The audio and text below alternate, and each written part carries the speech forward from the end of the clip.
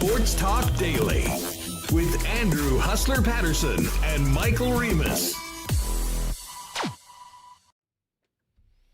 All right, happy Friday, everybody. Let's do this. Winnipeg Sports Talk is live. Great to have you all with us. Andrew Paterson, soon to be joined by my guys, Michael Remis and Connor Rabchak. We got a busy show today. Lots to pack in before we drop the marble race later on in a couple hours. Ken Weeb of the Winnipeg Free Press is going to join us. We'll dive into great starts for the two road teams in the conference finals, as well as talk to Ken about the latest on the Winnipeg Jets offseason. That is going to be fun. We're also going to get ready for Canada at the World Cup. We'll be doing a lot more soccer as we get closer to kickoff on June 11th for the event and June 12th for Team Canada. But a week from today, we'll learn who is on Canada's men's national team. Brendan Dunlop from Canadian Soccer Daily is going to join us, and we'll get the latest on the injury issues for the likes of Alphonso Davies, Promise David, Alistair Johnson, some of the other mainstays of the club, and get his thoughts on the upcoming tournament as well. Should be a lot of fun. No one's had as much fun this week as the Niverville Nighthawks, coming back as Centennial Cup champions from the event over in PEI. They were welcomed back to Niverville. They were lauded at the provincial legislature. Head coach Dwight Hurst is going to jump on, talk about the big win at the Nationals and the fun that the Niverville gang's been having since winning that national championship. And we're also going to bring in a great friend of the program, Brian Muns. It is the Manitoba Match Play Championship getting underway, qualifying today out at Scotswood. And then they're heading to Warren, I believe Warren, the Winds of Warren, for the event. Of course, proudly supported by a great partner of ours, St. Vital Dental Center.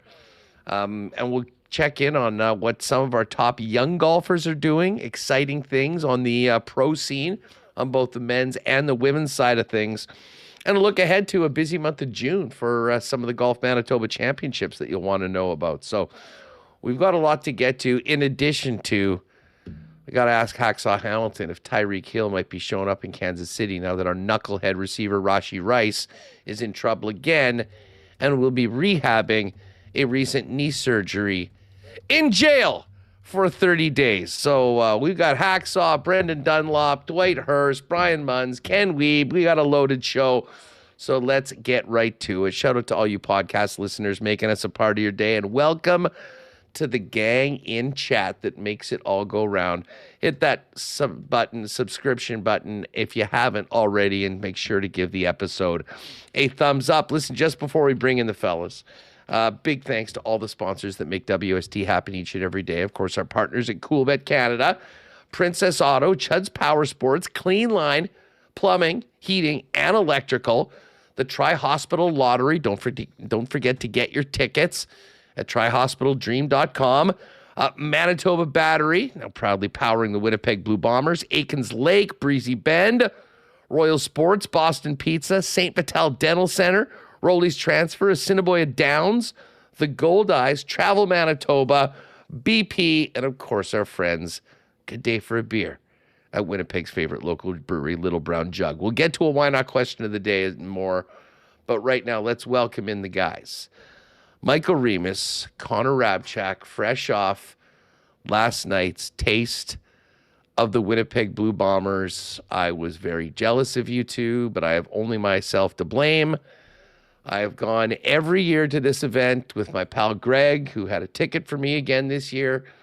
And I said, oh, dude, unfortunately, I'm going to be away fishing, so I can't go. So he said, no problem. I'll get someone else to jump in. And then I got an email on Wednesday saying that Taste of the Bombers is tomorrow. And I went, I am such an idiot.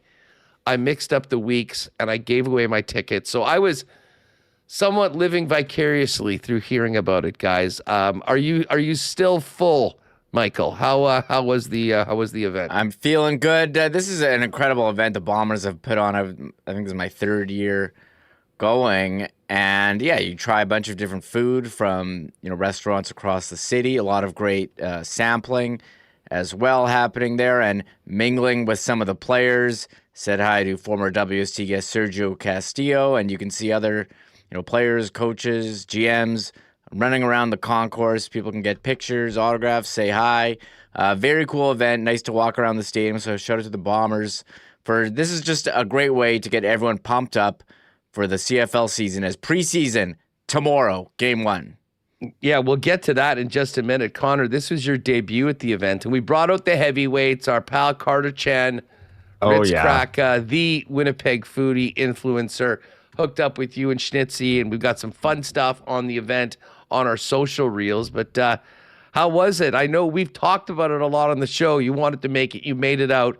What was your take on all of the culinary delights at the event last night? It was awesome. Yeah, I mean, the last couple of years you guys have gone and then you come on the show and share your thoughts. And I'm like, man, that sounds great. Like, I'd really love to go to that. So this year finally made it out, my first time ever at Taste of the Bombers. And it was awesome. A lot of the food, just, again, they're going for these restaurants. These local restaurants are going for the best game day bites or whatever the case might be. And a lot of them were awesome. You cast your vote at the end. You get a nice little Bombers beach towel. You mingle with players and other fans. And everyone recognizes Carter Chen, of course, right? The content king. Everyone goes, "Are you the food guy?" And this is the reel that he threw together there. It's great to see Remo, hang out with Schnitzy. It was a fun night all around. And given the weather that we've had recently, we got great weather. It was a great night to be at Princess Auto Stadium, trying out all this amazing, delicious food. There's Carter and Schnitzy and you crushing it all. Anyway, great stuff by the Bombers. If you haven't been to that event before, make a point to get out there in future seasons. I see Dr. Terry's in the chat. What's going on? Yes, giving it up for Addison Cartouche. We'll talk about Addison, who has qualified into a pro event on the Epson Tour. I think she's going to be a part of the media golf day, which we're doing before I go fishing on Monday with Munzy, and we'll get to that later on. But shout out to Dr. Terry, St. Mattel Dental Center. They're presenting the match play. We'll talk about that with Muns a little later on, but good luck to everyone participating in that event. Well, listen, guys, I could sit here and talk about the food, throughout the first segment, but we should actually talk about the Winnipeg Blue Bombers roster because, Connor, we got a game on the weekend. They're heading out to Saskatoon to take on the Saskatchewan Roughriders. And I will say, at first glance from the depth chart, a little bit of a different approach to the preseason taken this year by the Bombers than we'd seen in recent years. A lot of familiar names, starting with QB1 Zach Collaros on that depth chart. Yeah, we asked Zach Collaros about this earlier in the week, whether he would want to play both games, what he's done in the past. When the Bombers were rolling, going to all the Grey Cups in a row, he would maybe play a drive, a half in the preseason. Last year, he did play 2. I don't know if that had to do with the new offensive coordinator, Jason Hogan. But again, it's another new offensive coordinator this year with Tommy Condell. So they're getting Zach Collaros into this first game. We'd all assume that he's going to play the second game as well next week when the Bombers are back at home. But the real question is, how much are these players going to play? You see Brady Oliveira's in there. The entire projected starting offensive line is in there with Bryant and Broxton. You've got Tim White. You've got Tommy Neild. Some players that are nursing injuries in camp, like Dembski and Pokey Wilson, aren't playing. But the defense, basically everyone except for Jonathan Moxey, who's nursing an injury, and Jake Serezna, one of the new players this year that was signed in free agency.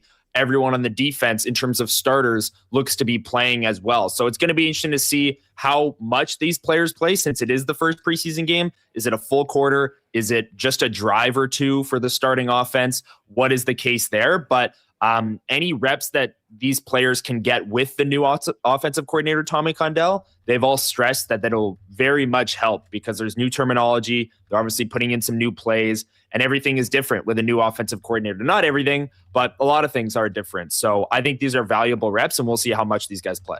Yeah, most of the starters are in. The guys that are not in, Jake Serezna, Moxie, Nick Dembski, and Pokey Wilson.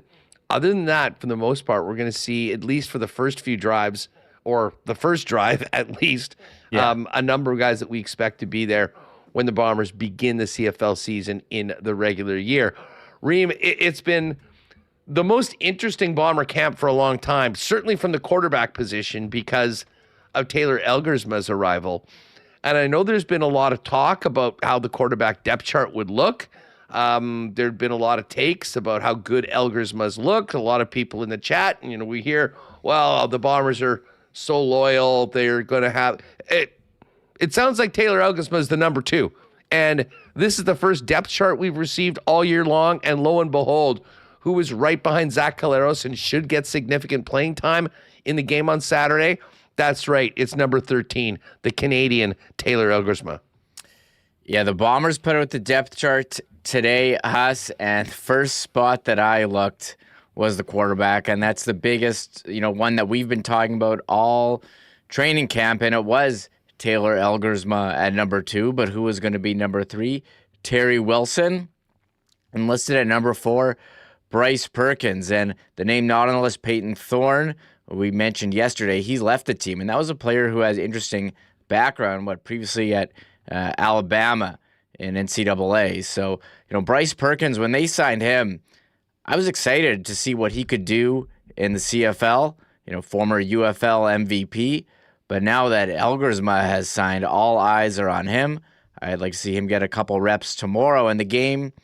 Reminder, what's streaming on CFL Plus. Hopefully it can stay online for the game because they've had annual issues with crashing and have had to move the games to YouTube. So I will be dialed in on this one, watching to see this quarterback situation because, as you mentioned, it seemed like a lot of the starters in except for a couple who are banged up.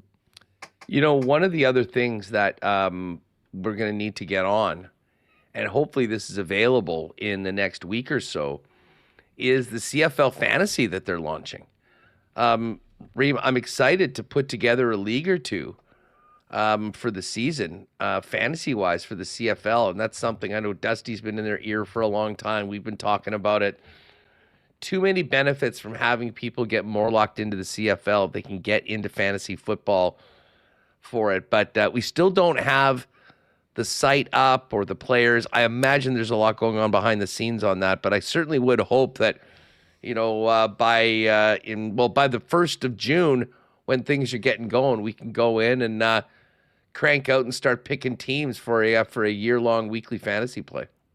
I'm going to be honest, Huss, the fact that it's not up yet and the CFL's history with anything related to a website, their history with that, which is not positive in terms of stats or live scoring or the previous fantasy product. The fact that there isn't one, and this would be a good time to be having drafts and doing it. We don't know rules or format. It's definitely a concern. So we'll have our eye on it. We have been playing, weekly fantasy at DraftKings. If anyone wants to play with us, that has been very fun and has actually really helped me watch, care about the league more, getting better insight. Know all the other teams and the key players. And know all the teams and key players. So I do think fantasy is very helpful and does drive engagement, as we've seen in the NFL. So I hope they can get this together, but this has been coming soon for a while, us. And again, CFL and anything website related, not a good track record there. Most recently, the CFL draft went down again after the commissioner said last year this can't happen. Yeah, the genius saga with the CFL has been something. And listen, I just hope that this happens. They said it was going to. We await the full rollout of it, but when it happens, we'll maybe act as an area. I think you're kind of going to go with 6-team leagues. So if there are interested people, we'll probably put a few together through Winnipeg Sports Talk. Let's move on to the pucks. Now, you guys were probably stuffing your faces at Taste of the Bombers as the game got going last night at 7. Because I'm such an idiot and accidentally screwed up the dates and gave away my ticket, I was locked in right from the drop of the puck last night. And holy smokes, Carolina was rocking. The crowd was ready to go. The Carolina Hurricanes looked like they were ready to go all over Montreal for the first 2 shifts, scoring, 33 seconds into the game. and then the Montreal Canadiens just simply took over. Scored on their first shot. I think they might have scored on their second shot too. 2 minutes later, after the Canes opened the scoring, it's 2-1 Habs. Montreal doesn't look back. They get a 4-1 lead. And then the second period comes in. We got that push from the Carolina Hurricanes. They made it 4-2. The Habs were reeling a little bit. They managed to get to the end of the second period up to. And then, guys, from my perspective, the most shocking and certainly the best thing from a Habs standpoint happened in the third period when that push didn't come for the Carolina Hurricanes. And they held Carolina without a shot until there were 90 seconds left in the game. We've talked a lot about the way Montreal has got to this point, but Connor, from a Habs standpoint, an absolute dream start to round 3 in the conference finals with so many of their top players stepping up and them really making Carolina look a heck of a lot more mortal than they did, steamrolling their first 2 rounds. Yeah, I think a lot of the concerns that everyone had for Carolina or from a Carolina perspective came true last night, where you have 12 days off. How much did rust play a factor last night? But also, I think what was a bigger factor last night was the step up in quality of opponent. I mean, no disrespect to the Ottawa Senators and the Philadelphia Flyers, and Carolina is certainly a great team because they took care of those 2 teams very quickly, giving them the 12 days off. But Montreal is just a different beast, and Montreal played well against Carolina in the regular season. People saw the way Carolina smothered Ottawa and Philly and just thought they'd be able to do the same to Montreal. Well, that wasn't the case either. So, I mean, look, Montreal, they have played 14 games in the first 2 rounds. Last night was their 15th game of the playoffs. Obviously, Carolina, that was their 9th game. I don't know how much you want to take rust into account, but certainly Montreal looked ready to go. It looked like they had been playing games. They looked fresh. And there goes Carolina's home ice advantage. And this season is underway, this series is underway, right? Series don't start until home team loses. Well, home team loses game 1, and now it's a big one going forward they're in the same position Colorado's in. Going game 2, kind of got to have it because going down 2-0 with 2 home games would be a tough spot to be in for Carolina. So they're going to have to shake off this rust pretty quickly, realize the fact that they're not playing Philly, they're not playing Ottawa, they're playing a damn good team. And stop giving up maybe, 4 breakaways in a game.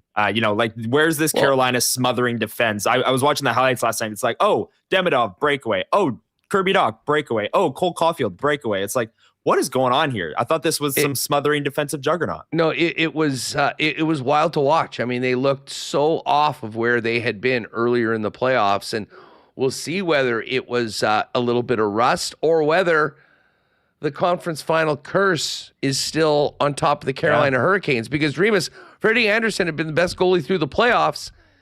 He let as many goals in the first period as he had in, I think, one of the other series. I think he had 8 in 8 games or something like that, and could not make a save last night. And the worry is that third round Freddie's back, and I got to tell you, this looked like the team that had a real tough time winning games in the third round in previous years up against the upstart Habs, who I think they're so young, they just don't know any better. They went in and put together one of their best performances of the playoffs after going 14 games to get there. Yeah, definitely bit of concern here for Carolina after one game. And, historically, you look at the team, since Chris Meany put this out, since 2000, there have been 8 series where one team was coming off a 4-game sweep and the other was coming off a Game 7 win. The team that won Game 7 went on to win 7 of the 8 series since 2000. One of those series was the Winnipeg Jets against Montreal in the 2021 second round, where the Jets swept Edmonton and Montreal had the comeback against Toronto. The Leafs. And then we know what happened in that series with Montreal taking over. And I think Montreal has just been so dialed in. Martin St. Louis has them playing the right way, so focused, going so hard. They just carried that over. And Rod Brindamore admitted after that they were not ready for the Montreal Canadiens. They've been sitting around for 12 days, trying to simulate playoff hockey, but you can't get yourself up to that level of intensity. So we'll have to see how they rebound. And Goaltending, Freddie Anderson, he's normally been pretty good. I think Carolina will rebound, but Montreal looks very strong. And one thing we talked about coming in is, some of their top guys hadn't really gotten on the score sheet. Slavkovsky, he had the great game one, but had been pretty quiet since, and scoring 6 goals. You had Uri Slavkovsky as the first star of the game, Cole Caulfield as number 2. And how about Phil Danault? You remember that 2021 run? He was the big shutdown center in that playoffs for Montreal. He earned himself a big contract with LA. Maybe wasn't working out there, but he's really, reestablished himself this playoff as a guy, first of all, wanted to be back in Montreal and as a premier shutdown center in the league. You know who Connor really looked like he was feeling it last night, especially in the third period, was Uri Slavkovsky. I mean, that goal he scored was nasty on him. And I'll tell you what, like, when he is at his best, you get the vibes of like a young Yager. I mean, what he can do with his stick is something else, but he's so big and such a brute. And listen, that top line had been real quiet. For them to have that sort of a performance in game number 1, I mean, I think it ticked off a lot of boxes that the Habs would hope to get to at some point this series. And it seems like they're coming in hot right out of game 1 in the win.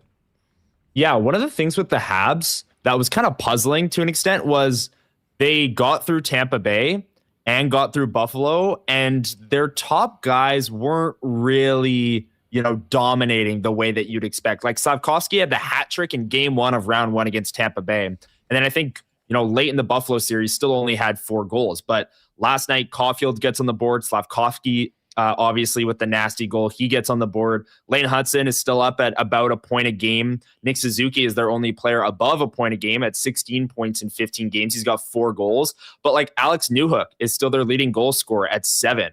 Texier has 4 goals. Doc has 4 goals. Anderson, 3 goals. Bolduc, 3 goals. So they're getting, and Danault last night had a goal and an assist, right? So they're getting contributions from up and down the lineup.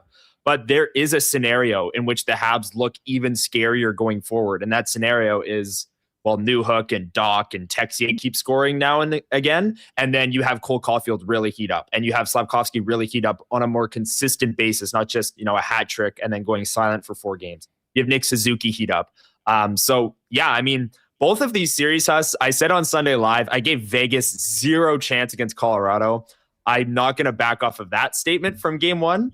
But I thought Carolina would have their way with Montreal as well. So I'm pretty stunned at how game 1 in both of these series went for sure. Yeah, well, and certainly so are the Canes and the Avalanche, Reem.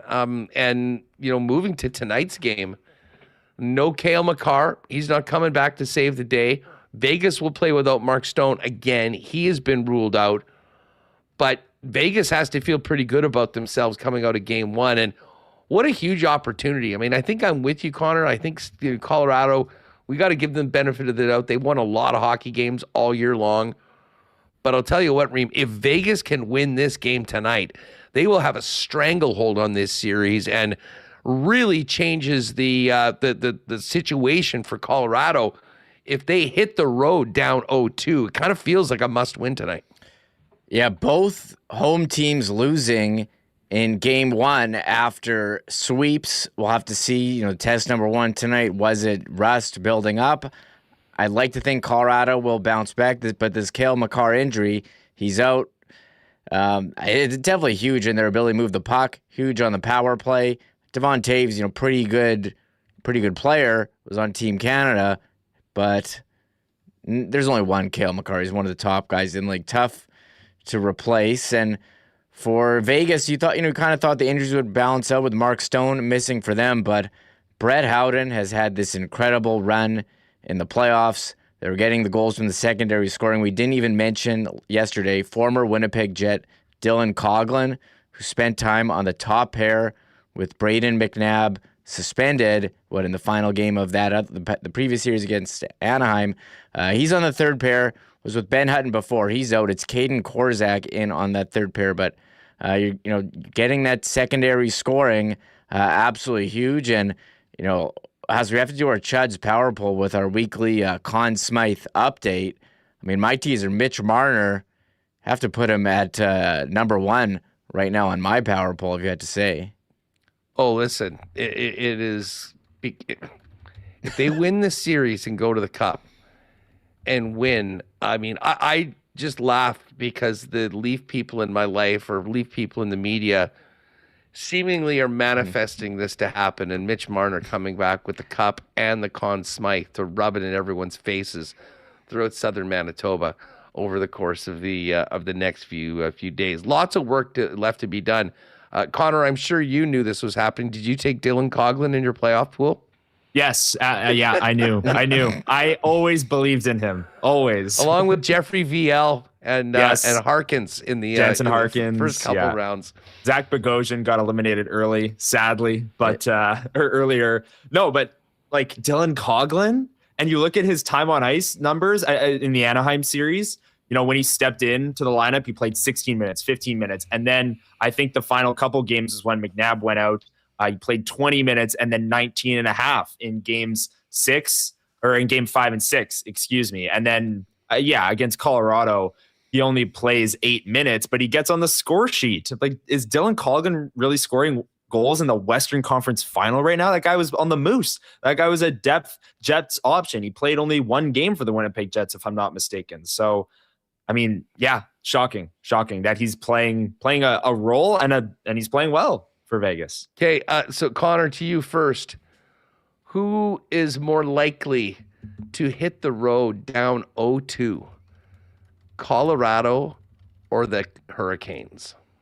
I'm still going to go with Carolina, even though Cale Makar is out tonight. I know Stone is out for Vegas, but I think Colorado bounces back tonight. I think you saw Nathan McKinnon snap at a reporter in the post game. You know, he said execution 5 times already. He's fed up. He wants to win. I don't mind the way Colorado played in game 1. Actually, I thought they played well. I thought that was kind of a coin flip game. Carolina, that was not a coin flip game. Like Montreal had that one. So I'm gonna go Colorado evens it up, and Carolina might even it up as well. But I think they're at a greater risk of being down 0-2. Remo, what about you? Do you think either of these series are 2-0 heading back to the visitors? I want to say Montreal goes up 2-0, but they've had trouble stringing together wins. Haven't they only won 2 in a row twice? Both series gone to 7 games. I'm going to say no. But, just who knows? Anything could happen. My bracket, I don't know about you guys. I did not have Vegas or Montreal. I had Carolina, Colorado, Cup final. I think it can definitely play out, but both those teams with the 1-0 leads, I think, in the driver's seat now. We'll talk more about this with Ken. He's going to join us in just a couple of minutes. Connor, how about the Scheif show yesterday at the World Hockey Championships? That was pretty sweet. It wasn't the Jet guys doing it today, but it was Dominion City's Devin Matejchuk scoring. Another win for Canada, and they move on. And, it seemed like they had that close call against the Norwegians, which is somewhat shocking, I think, to most Canadian hockey fans. Always seems to happen in the Worlds, but team playing well. And listen, these closer games than maybe are expected might be a good thing when they get to the sudden death elimination round and the playoff at the end of this round robin. For sure, Huss. And look, I love the way Remo started yesterday's show. Suck it, Norway. Like Canada needing OT outrageous. To beat Norway. Like, I mean, come on. But hey, love seeing Mark Scheifele cooking with the hat trick, right? It took him a while. Those were his first 3 goals of the tournament.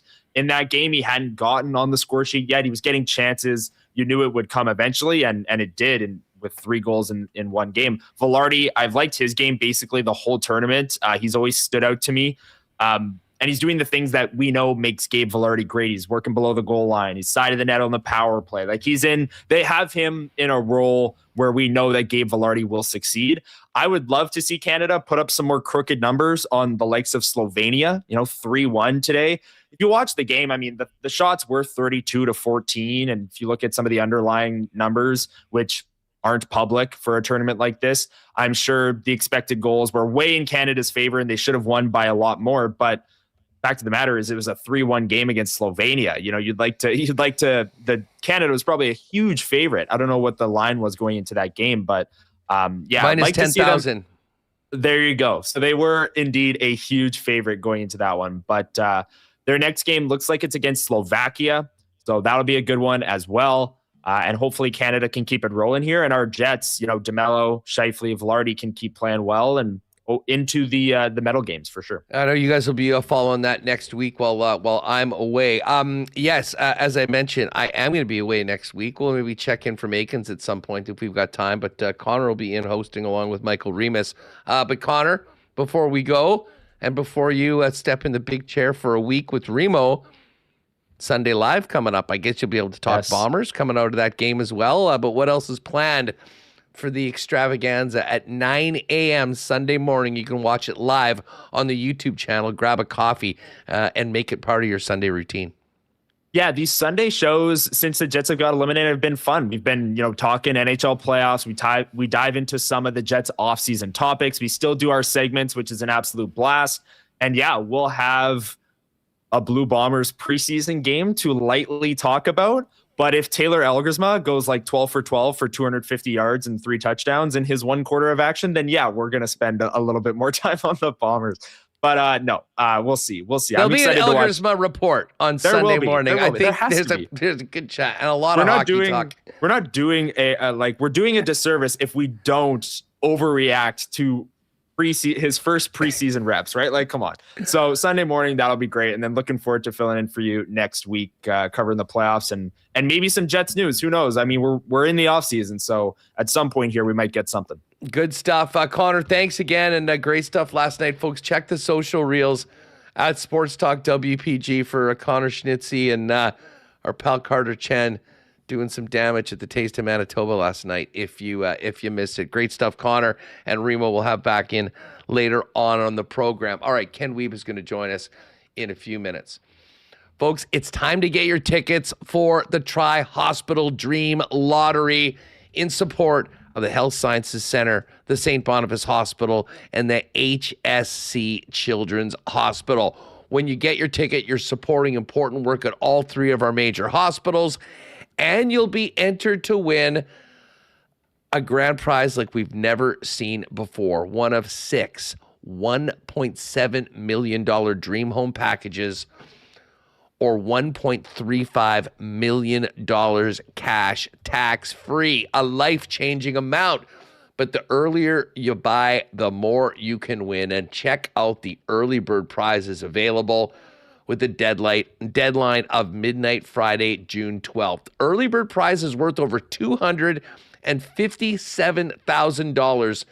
And one big winner is going to choose between a 26 Land Rover Range Rover SE, valued at almost $190K plus $50,000 cash, or a 26 Mercedes-Benz G580 SUV, valued at $245K. Or you can take the money, $210,000 cash. They're also going to sprinkle 25 winners for the early bird 2 with $500 cash. So get your tickets now. You'll be in for the main draw. You'll be in for the early bird prizes. And again, it is all in support of the important work at our 3 major hospitals in town. Get your tickets today at tryhospitaldream.com. You can also get them in person at your local Red River Co-op location or London Drugs. But the best place and quickest place to do it is online, tryhospitaldream.com, in support of the Tri-Hospital Dream Lottery. We are into spring, folks, and that means it's a busy time for many people doing work. It's certainly a busy time for our friends at Cleanline Plumbing, Heating, and Electrical. Of course, Cleanline, for over 40 years, has been Winnipeg's most trusted plumbers, featuring fast responses, lasting results, and most importantly to you, 24/7 emergency services across all of Winnipeg. You can check out all their services at cleanline.ca and schedule an appointment there. But you never know when you're going to need Cleanline. So mark down the number, get it in your phone. 24/7 emergency services at 204-500-2001. Again, that's 500-2001. When you're in a jam, much like Adam Lowry has the back of the Winnipeg Jets, Cleanline has yours with 24/7 emergency services, 12 months a year here in Winnipeg. Big shout out to Jeremy and the gang at cleanline.ca. Our friends at Manitoba Battery are ready for Bomber season. Very excited to be a new corporate sponsor of the Bombers and powering the Winnipeg Blue Bombers this year, as they've been powering Winnipeg Sports Talk listeners and viewers for years with the best prices and the best in customer service for batteries for literally everything. Head to their website right now at manitobabattery.com for the latest on the Deep Cycle battery sale, which goes until the end of the month, $79.99 with core exchange. And of course, as you get ready to get out on the water with your boat, on the highway with your RV, on the trails with the dirt bike, a motorcycle, an ATV, you need batteries for all those things. And Manitoba Battery is the spot where you'll save big money, beating the pants off the big box stores with the best in customer service while you shop local and keep your money here in the province. 2 locations to serve you: Logan Avenue, Dover Court Drive. Manitoba Battery also delivers citywide inside the perimeter. You can give them a call or order online today over at manitobabattery.com. And folks, if you have a move planned this spring or summer or into the fall, make sure to check in with our friends at Rolly's Transfer, the most trusted name in moving in Manitoba. They've been doing it for over 60 years. And it featured the white glove service that has so many of their customers coming back for subsequent moves after they try Rollies for the first time. If you are moving, go to their website at rollies.com. Top right corner, you can click on Request an Estimate. Put in the promo code WST for a special discount on moving services and moving supplies. And then simply let them know when and where you're moving and what needs to go. And the friendly staff at Rollies will turn around quickly with a great quote and get you locked in for the white glove treatment that they've been famous for now into their 7th decade. For all your moving needs, lean on our friends at Rollies Transfer, the most trusted name in the game. Find out more today at rollies.com. All right, let's welcome in our good friend, Mr. Ken Weeb, as the show continues. Weber, what's going on? And you know what? I will apologize right off the bat. I did give you a bit of brain damage. We had a little bit of fun with your fingernail injury because you had to change, your visit to WST, and it was complicating the timing of joining the show. I did not realize that you were legitimately on the IR for 4 to 6 weeks. And if you were wondering the veracity of this injury, I checked in on how many rounds Ken had on the Manitoba Golf Tour earlier this week. And the answer is 0, and we're still waiting for Ken to get off the IR. So I hope you're feeling better and have that hyperbaric chamber ready to potentially join us for your debut on Monday. Yeah, it's great to be with you as always, but not looking super promising. Thought we'd had some progress, but we'll see how the next few days go. Still, the mobility is still not at a great place here, but it's coming around. I'm fired up for the summer. It looks like we're finally getting some weather. Nice to see it in the 20s and maybe might even hit the 30s next week. So promising on a lot of fronts. And I know you got Hursty coming up. So a lot of winning happening both by Manitoba and my Manitobans. Katie Tabin, also a big week for her and the Montreal Victoire to go along with the Niverville Nighthawks weekend activities there. So a lot of people feeling a lot of pride in the people representing Manitoba on the hockey front. And again, I guess it didn't go as well as Seth Jarvis would have liked, but he got on the board quickly in that series as well, and we'll get to that in a minute. Yeah, listen, a lot of hockey talk. Just before we do that, this segment is brought to you by our Prairie Toyota dealers and the Toyota Tacoma. With the standard I-Force engine boasting an impressive towing capacity of up to 6,400 pounds, it's the most powerful Tacoma ever. Whether you're hauling gear to the rink or heading to an away game, you can tackle it with ease. And when it's time to load up, the available power lift gate makes loading your gear in and out a cinch. Experience power, capability, and convenience with the Toyota Tacoma. Visit shoptoyota.ca or your local Prairie Toyota dealer during Red Tag Days, running now through May. Listen, a lot to get to right off the bat. Before we get to the National Hockey League and these games tonight and the Jets, we will have Dwight Hurst come on. We're interesting to catch up after talking to them before and during the tournament, what it's like to win the whole thing. But Ken is an MJHL grad and a big supporter of hockey and a guy that's covered it for a long time. What an incredible run by this team and organization. Just 4 years in the league and now one of only 4 MJHL teams in the more than 122-year history of the Centennial Cup to bring that trophy back to the province. Yeah, it's pretty wild stuff, Huss. When you think about how much how much organization is required for an organization to have a really good year and to have so many things go right. There've been some really good franchises doing a lot of good things for a long time, and even in those years, it can be tough. You run into some bad luck or a bad bounce, but Dwight Hurst and company have done just an exceptional job. Right up to Mike McCauley too, and the player personnel side, Huss. But great staff, and what they've been able to do in that short amount of time is just absolutely, it's mind-boggling on a lot of fronts. I think, Huss, it's one of those things where I don't think people understand how tough. I know Mike was talking about it with you when you talk about the number of teams at Tier 2 junior level, to be the one left standing at the top of the mountain at the end of that.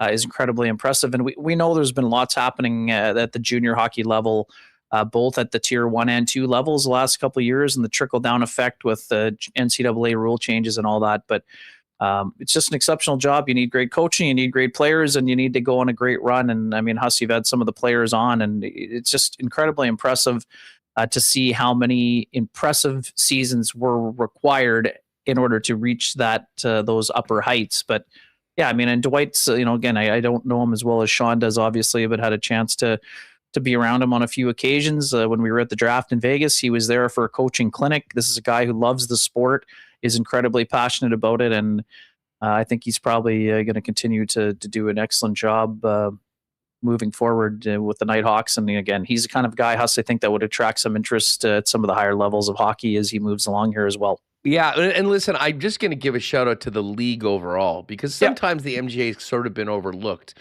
But you look at those final standings of the CJHL at the end of the regular season. Rockford was number 1. The Niverville Nighthawks were number 2. The Toronto Patriots were number 3. That was the team that gave them the scare in the semi. Right. It was up 3-0 on them. But if you look down, the Steinbach Pistons were number 5 in the country. And of course, they didn't even make it to the final. They were beaten by Verdun, who had a great season. So there are some organizations and teams here in the MGA that are doing some really, really good work. And let's hope that this is the start of maybe a run of, consistently competing at the Centennial Cup. It's certainly a real special one. And, you just mentioned Katie Tabin.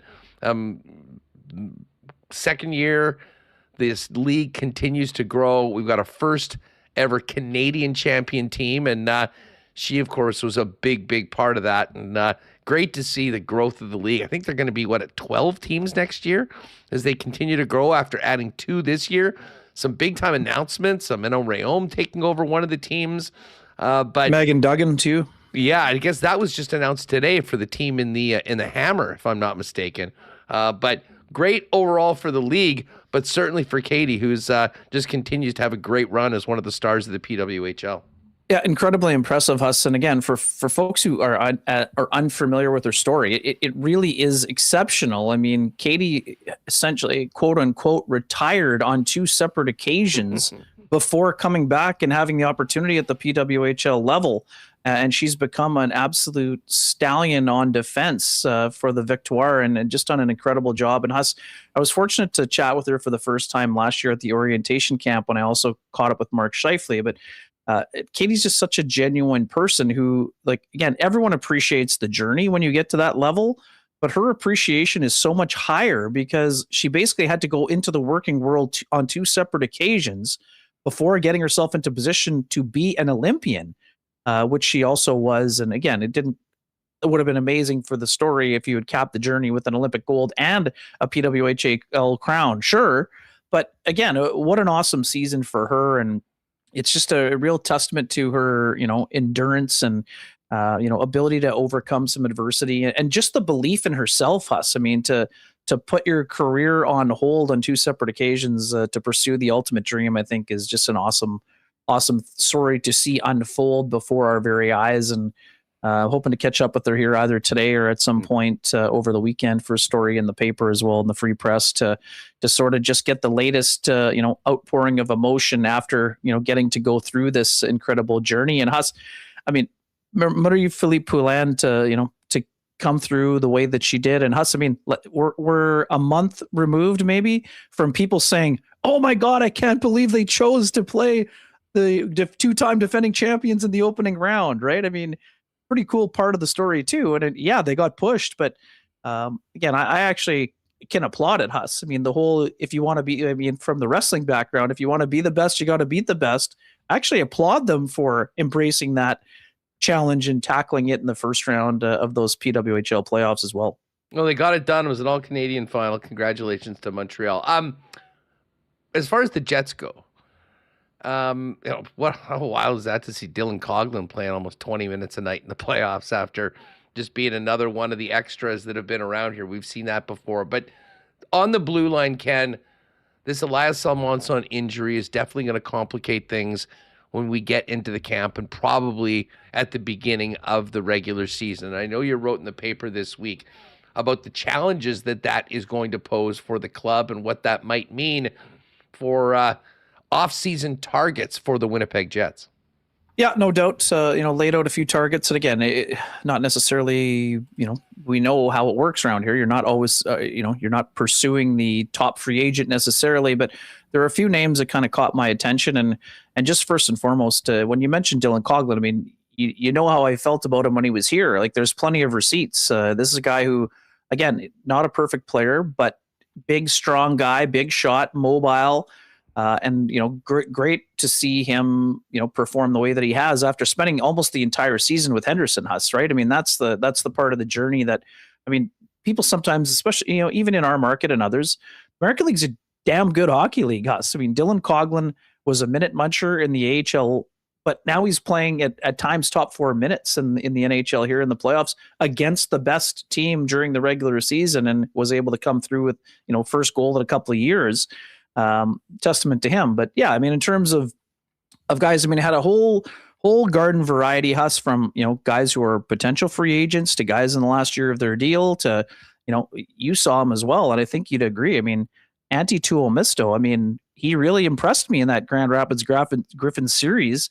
And I was surprised to learn that the second round draft pick basically has the right to do what Ville Heinola can do as a Group 6 unrestricted free agent this summer. So, I mean, when you look at an opportunity, again, there'll be other teams interested, and Detroit is probably going to try to convince them, but they've got guys on that right-hand side, including, Sandin Pellikka and Anton Johansson, who were also on that defense core in the series that we watched. So if you're him, I mean, you might be open to a change, whether it's in Winnipeg or somewhere else. But I mean, this is a guy who's a 6'5". I knew he was a big guy, but when I started to look under the hood a bit, Huss, I mean, 6'5", 218, and he gets around the ice pretty well. So that might have been one of the other benefits to the Jets. Actually, I mean, their pro scouts would have been able to see him during the year, but that's the kind of guy that, I don't want to call it found money, but whatever organization signs him, I mean, I think this is a guy that can immediately jump in your in your third pairing and give you some quality minutes. So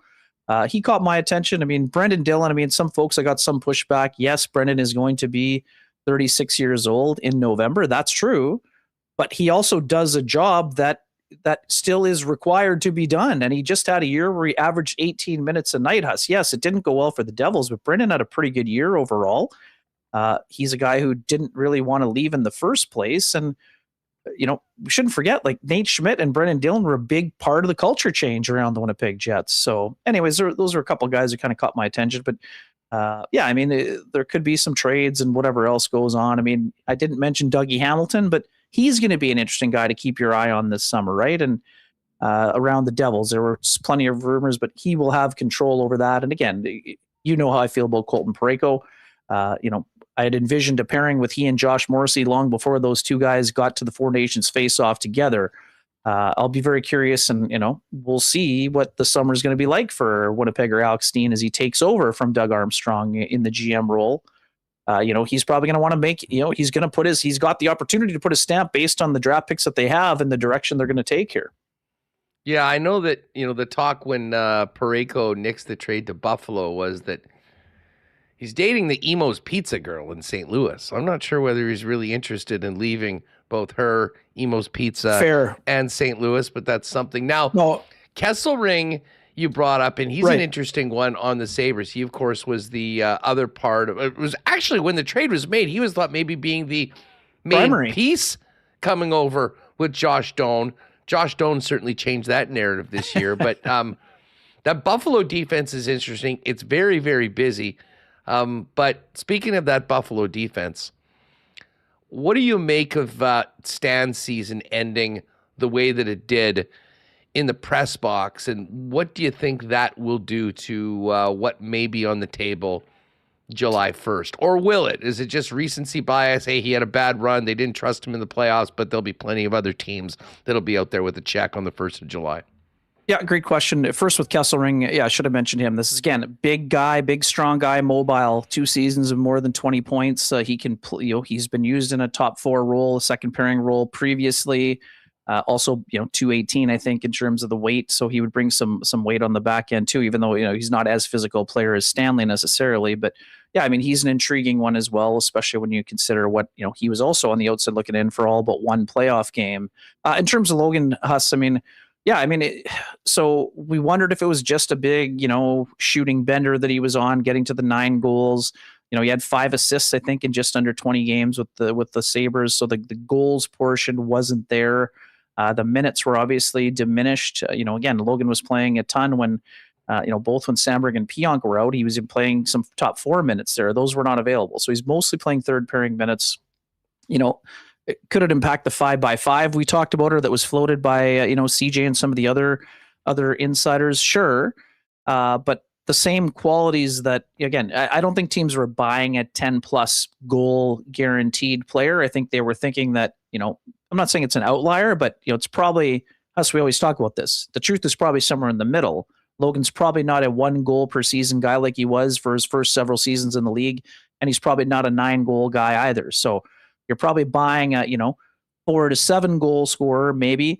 And then you're also buying, the toughness, and the toughness element he did bring to the Sabres. He threw down with a bunch of, we saw him throw down. Everyone was saying, oh man, well, Brady's going to go after him the next time they play because of the, sucker punch.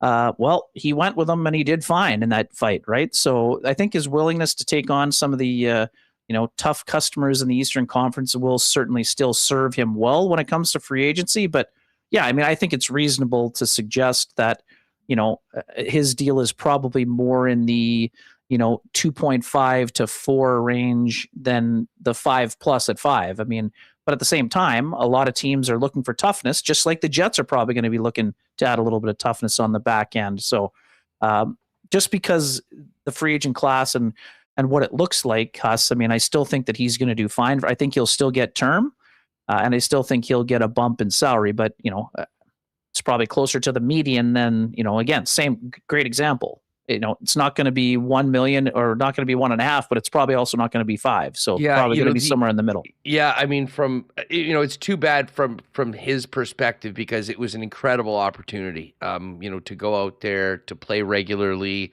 in a playoff run with everyone watching around the league night in and night out. And, there was a few moments, but, unfortunately what happened in Buffalo way quicker than it ever did in Winnipeg was they just felt that there was too much chaos. And I didn't think that there was really a trust. And listen, a goal here or there is nice, but when you're playing third pairing defense for a team like that, you just need to be able to take care of business in your own end. And, between that and, some iffy passes that ended up creating a lot in their own end, it just seemed to kind of snowball on him. And I'll be honest, I was a little surprised that once he went out of the lineup, he didn't come back in later, but it was pretty clear that Lindy Ruff felt that he had gotten to a certain point with a bunch of players that had been in that got taken out when he and Shen showed up.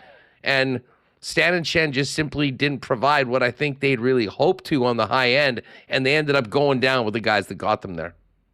Yeah, and even that, Huss, I mean, Metza, from talking with Gord Anderson while he was here, who watches the Sabres a lot more than I do. I mean, Metza actually, the surprise was that Metza got bumped out of the lineup in the first place, first for Stanley and occasionally for Shen. And, again, I think Shen was there more as insurance and maybe penalty killing if they had gone on a deep run.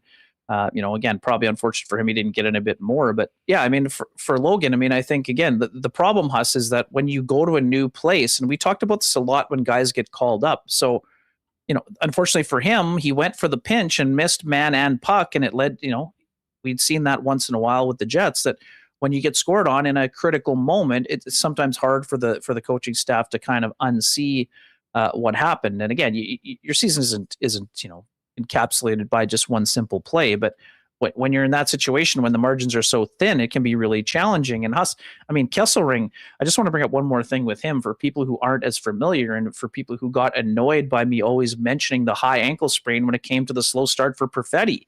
It's exactly what Kesselring was dealing with. And it's another example and reminder that even though in the best laid plans, this guy is at least a third pairing guy, if not more, it took him a long time to get his legs back to where they wanted to be. That injury is no joke.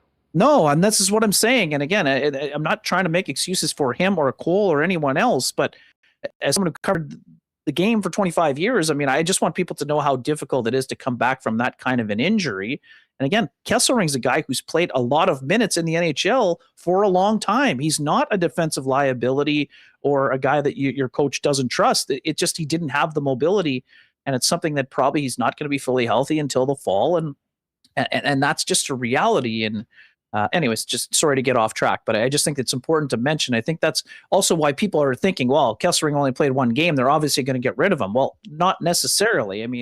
I think they're expecting the best version of him when he shows up for training camp, if they get to that point. And again, the other issue with Kesselring, again, that people may not be familiar with when it comes to Buffalo, they've got big time cap issues coming up, and that's before trying to sign Alex Tuck. And Zach Benson. Right. So that's why a guy like Kesselring, you may have no choice but to move him if you're the Sabres, because you're in a situation where you're going to have to find some salary cap space for some really important pieces. Not that Kesselring can't be one for them, but there are other priorities that are going to take precedent when it comes to his future here, which makes him a target for teams like the Jets and anybody else looking for a right shot D-man. Hey, Weaver, we got Dwight Hurst coming up, so we got to run. But just last minute for you, more likely team to be down 2-0 hitting the road. Avalanche or Hurricanes? What a wild start to the conference finals. Yeah, for sure, Hassan. Again, I'm going to say, and again, some people are going to think that I'm nuts here, but I'm going to say, based on the fact that Makar is missing another game, that it is more likely for Colorado to be down 2-0, because and I'm not just saying it's because of Makar, Huss. I picked Vegas over Carolina to start the year, and I stuck with those picks going into this round, but not just because I had the picks. Yes, I want to stay with those picks, sure, but Huss, when it comes to Vegas, we've already seen it. Now, I'm not saying Colorado is not, Utah and Anaheim are not equal to Colorado, but stylistically, that, playing at warp speed, Vegas does an exceptional job of slowing their opposition down. And Huss, we saw a great example of that in game one, even though, yes, Colorado made a late push, and yes, the high danger chances were still tilted by 10 for Colorado. But Vegas did a good job of limiting the odd man rushes. They basically threw a blanket around Nate McKinnon at 5-on-5, except for the great play on the the empty netter goal, the 6-on-5 goal. But at 5-on-5, they were exceptional against him. They got a bunch of guys that know how to win. I expect Colorado to look different and look better tonight, but I would say that it's much more likely that Carolina has a bounce back effort as well. And I just think that Montreal, full marks to them. Slavkovsky, unbelievable game, Huss. I'd be pretty strong on the cool bet lines that Jacob Slavin is not going to be on for four goals against in game two. I'd be pretty confident in that, Huss, and I know you would as well. But full mark Slavkovsky, absolute dynamite game for him. Last week when we were on, even though Caulfield had scored, I talked to you about Montreal needing more from its top line. Well, they found a way to get involved in game one, that's for sure. And they're going to have to stay involved if they want to, have an upset in that series. But I just respect the way that Vegas plays.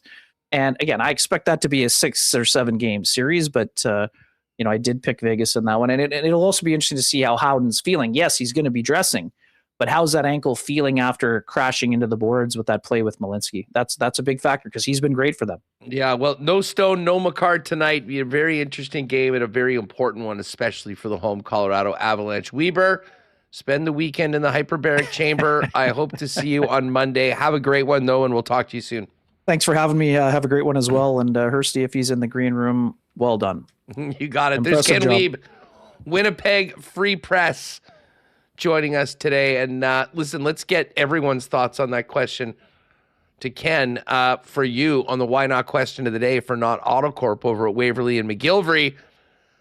More likely to bounce back in game 2, Hurricanes or Avalanche? Let me know in the chat for the why not question of the day for not AutoCorp. Yes, Hursty is good to go. We're going to check in on the celebrations in Niverville in just a minute.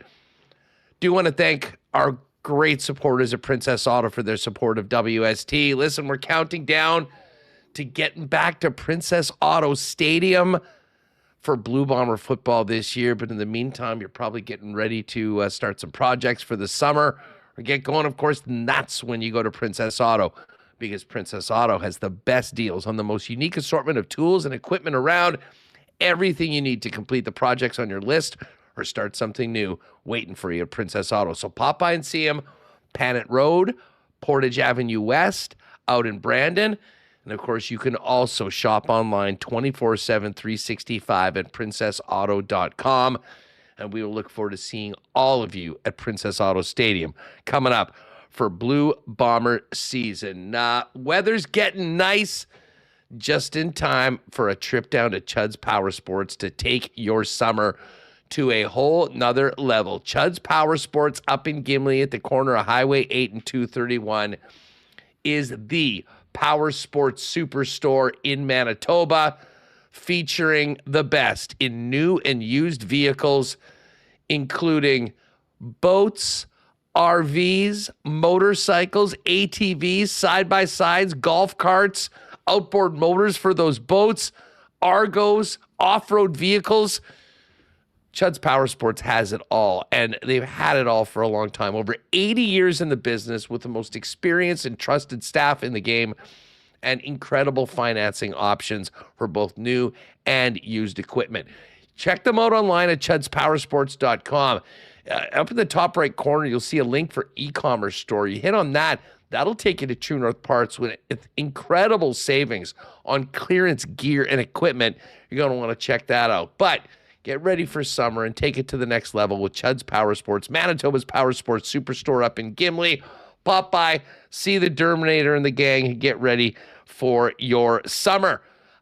Huge thanks to our friends at St. Vital Dental Center, who, of course, very proud supporters of golf in Manitoba. Dr. Terry and St. Vital Dental Center presenting the Manitoba Match Play Championships, which we're heading through the end of May. They're also there for all of your dental needs, as they've been doing for generations of Winnipeggers and Manitobans. And they've got a beautiful new facility now, 167 St. Anne's, convenient free parking right behind the building, and a full array of dental services for clients from 6 months to 99 plus, including cleanings, checkups, all the way to things like dental implants. They do it all at St. Vital Dental Center. So if you need some work on your grill, or you're looking for a long-term home for you and your family, make it St. Vital Dental Center. Pop by and see Dr. Terry. You can go to stvitaldental.ca to make an appointment today. And we are counting down to the World Cup, and so are our friends at Boston Pizza. Now, throughout the hockey playoffs, we've been enjoying the playoff menu, the pizza flights, the wing flights, the MVP platter, those ice-cold schooners. And that's not changing as we get ready for the World Cup. Boston Pizza is going to be your World Cup headquarters with big events and great prizes around the Canada games and all the games shown throughout the tournament at your local Boston Pizza. So get ready to throw the red on. Join your friends at Boston Pizza for all Canada games and the World Cup coming up at your local sports headquarters, your local Boston Pizza. And as always, if you're staying at home, you can get it hot and fresh to your door by ordering online at bostonpizza.com. All right, it is time for a little bit more hockey talk. We do have Brian Muns who's going to join us for a bit. We're going to talk a little World Cup with Brendan Dunlop, looking ahead to the naming of our national team next week. Hacksaw's going to jump on. But let's wrap this incredible story of the Niverville Nighthawks Centennial Cup Championship by welcoming in, now they're back on home soil, Niverville head coach Dwight Hurst of Winnipeg Sports Talk. It has been such a fun endeavor following the MJHL champion Niverville Nighthawks out to the Centennial Cup. The fellas got it done, and to look back on their championship run and a pretty fun week of celebrations, let's bring in the head coach Dwight Hurst of the national champion Niverville Nighthawks. That probably doesn't ever get old getting introduced like that. What's going on? And congratulations. Yeah, no, thank you very much. No, that's something that sounds pretty good when people correlate those two things together. As not only a coach in the Manitoba Junior Hockey League, but now you can say that we're national champions. It was so much fun for us following you guys on a daily basis and seeing the win and another win and just keep on rolling, and obviously all the way to last weekend. Dwight, how will you look back at, obviously the trip out to PEI culminating in the fourth ever national championship for a Manitoba Junior Hockey League team, but the entire journey for your team from the start of the year and these young men doing something that the franchise had never done before, and then finish it up, making history for Niverville and the MJ. Yeah, it was quite the journey, and that's what it has been too, right? It's starting our camp in mid-August, and then accumulating throughout the season and the length of the season, and it really hits home when you win it all at the end of the year and look back upon the season, on the long practices and the long stuff that we do in the gym and on the track, and late road trips, getting back off the bus when it's not favorably weather that everyone complains about in Manitoba. That's what makes us really hardy and strong, is when you do all those things and you get through those hard days and hard nights and long days and long nights, that when it ends at the end of the year with a championship like that, it really exemplifies that what we are in Niverville and in Manitoba. Take us through the week. We had you and Captain Adam Vigfuson on before you went out to the event, and it seemed like you guys had a lot of confidence. You'd had a great season. You had a high ranking, but there is still somewhat of the unknown when you get to an event like that with teams from across Canada. It was a real tight one against the hosts in the first game. You squeezed one out in OT and then didn't really look back. At what point did you have a pretty good idea that your team was capable of doing it? And how did that confidence rise, as really it seemed like the play of the team did throughout the event? Yeah, you hit it there. It was, getting the first game of the tournament under our belt against the host, and moments in that game where we went up 2-1 and they tied it 2-1 and back and forth, and then obviously going to overtime and getting the win in overtime. I think after that night we kind of knew that like Summerside was a really good hockey team, and Billy did a great job with his roster there, and it was a heavy team. It was a strong team, and probably one of the bigger, stronger teams we've played all year. And we're like, well, we just got through that one, I think we can get through a little bit more here. So. And then just leading after that, myself and the coaching staff with Tyler Anderson and Jeff McGill and the general manager, Mike McCauley, we went to every game and soaked in every game so we could at least see what the competition and what other teams look like and whatnot. So when we went through all that process of the tournament, we just knew that there was a growing, something was growing there, and that growing was the confidence of the guys and knowing that they could compete at a national level.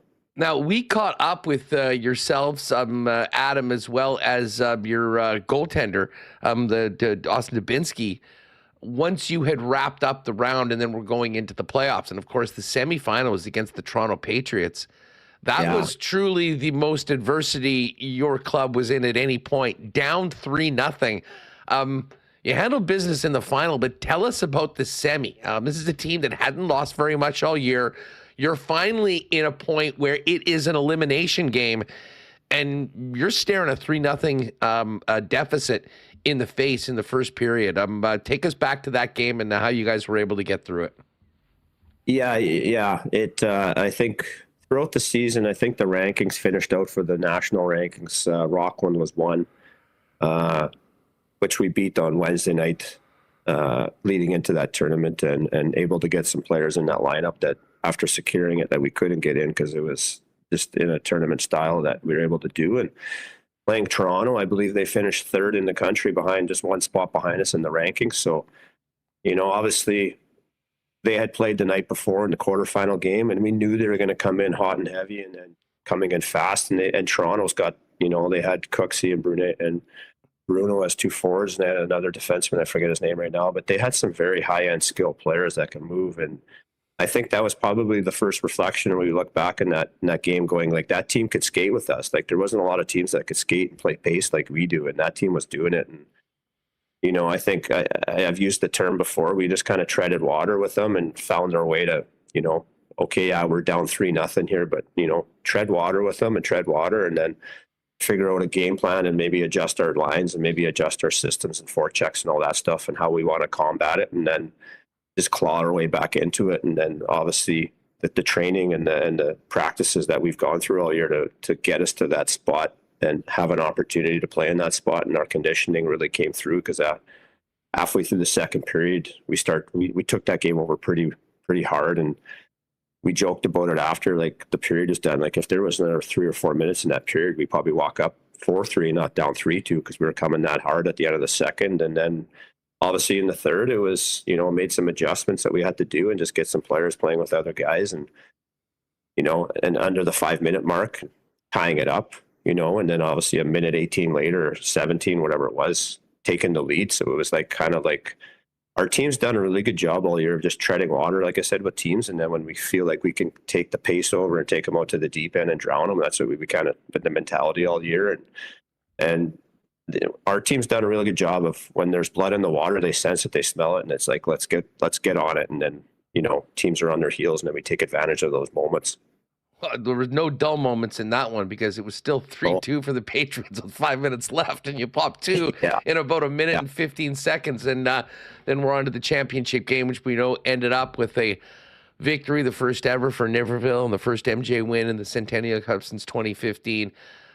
Remo, I think we've got some video of this. I mean, tell us about, you know, that moment when the final buzzer goes, the helmets are being thrown off the ice, that trophy's put in your hand, and the long journey for the Niverville Nighthawks finished with the goal achieved. Yeah, it's that moment right there. Watching that video is like, that water was cold. It was cold. So, you know, getting drenched by the boys like that with it, it was. I look back at the pictures from that moment and go, you know, like, that's what it's about. The exuberation on those guys' faces when they're able to, like, dump water on me and go, "We did it, coach." And it was it's hard to describe, because it said, somebody had asked me, and I said, it's kind of like when you're a parent and you have your kid open gifts on Christmas morning, and they're 3 or 4 years old, and seeing how excited they are and whatnot. That's what it felt like. And there was a lot of parents and families there, just kind of watch the crowd and see their mom and dads and their family members taking pictures of them, and just, yeah, that was awesome, man. Like, that's why you coach, and that's why you do things, because those moments are part of sport that people don't understand unless you're involved, that you can't go buy stuff. You can't buy that moment. You can't buy that feeling. It's something that you take it, you grasp it, you bottled it and soaked it in. And then, like, that's why you do things. I know that the squad and all the fellas had a good time celebrating in PEI. I had actually a friend that was on the flight. It's when you guys came back, and there was plenty of people to welcome you guys back to Manitoba with the trophy. But it seemed like this week has been a lot of fun and a lot of celebrations. Tell us about the reception that you and the team had back in Niverville when you got back, and of course being lauded by the premier and down at the legislature as well. Yeah, it was great, you know, coming back and coming through the doors down the escalator in Winnipeg and having the fan support like we did when we got there. And it was awesome for the guys, and some of the family members that didn't go, or some of the billet families that obviously host these young men in their homes, were there too, right? So, you know, being a billet parent in a junior program, that's a huge honor to have. And, you know, like, I know when I got married in 2005, 21 years ago, like, my billet families from my junior days were at my wedding. So, you know, those are big moments for families to take in. And even getting back to Niverville on Tuesday and seeing the event that they put on at the CRCC for the boys, and some of the representatives at the political level making it out and thanking them, and, you know, seeing all the little kids of Niverville running around and getting autographs from these guys. And that was a pretty cool experience for them. And then even getting into Wednesday when we went to the legislative building, it was something that I've never been to before like that. And then for the premier to come out and invite us to that and have the boys in for a luncheon and sit at the actual table where decisions and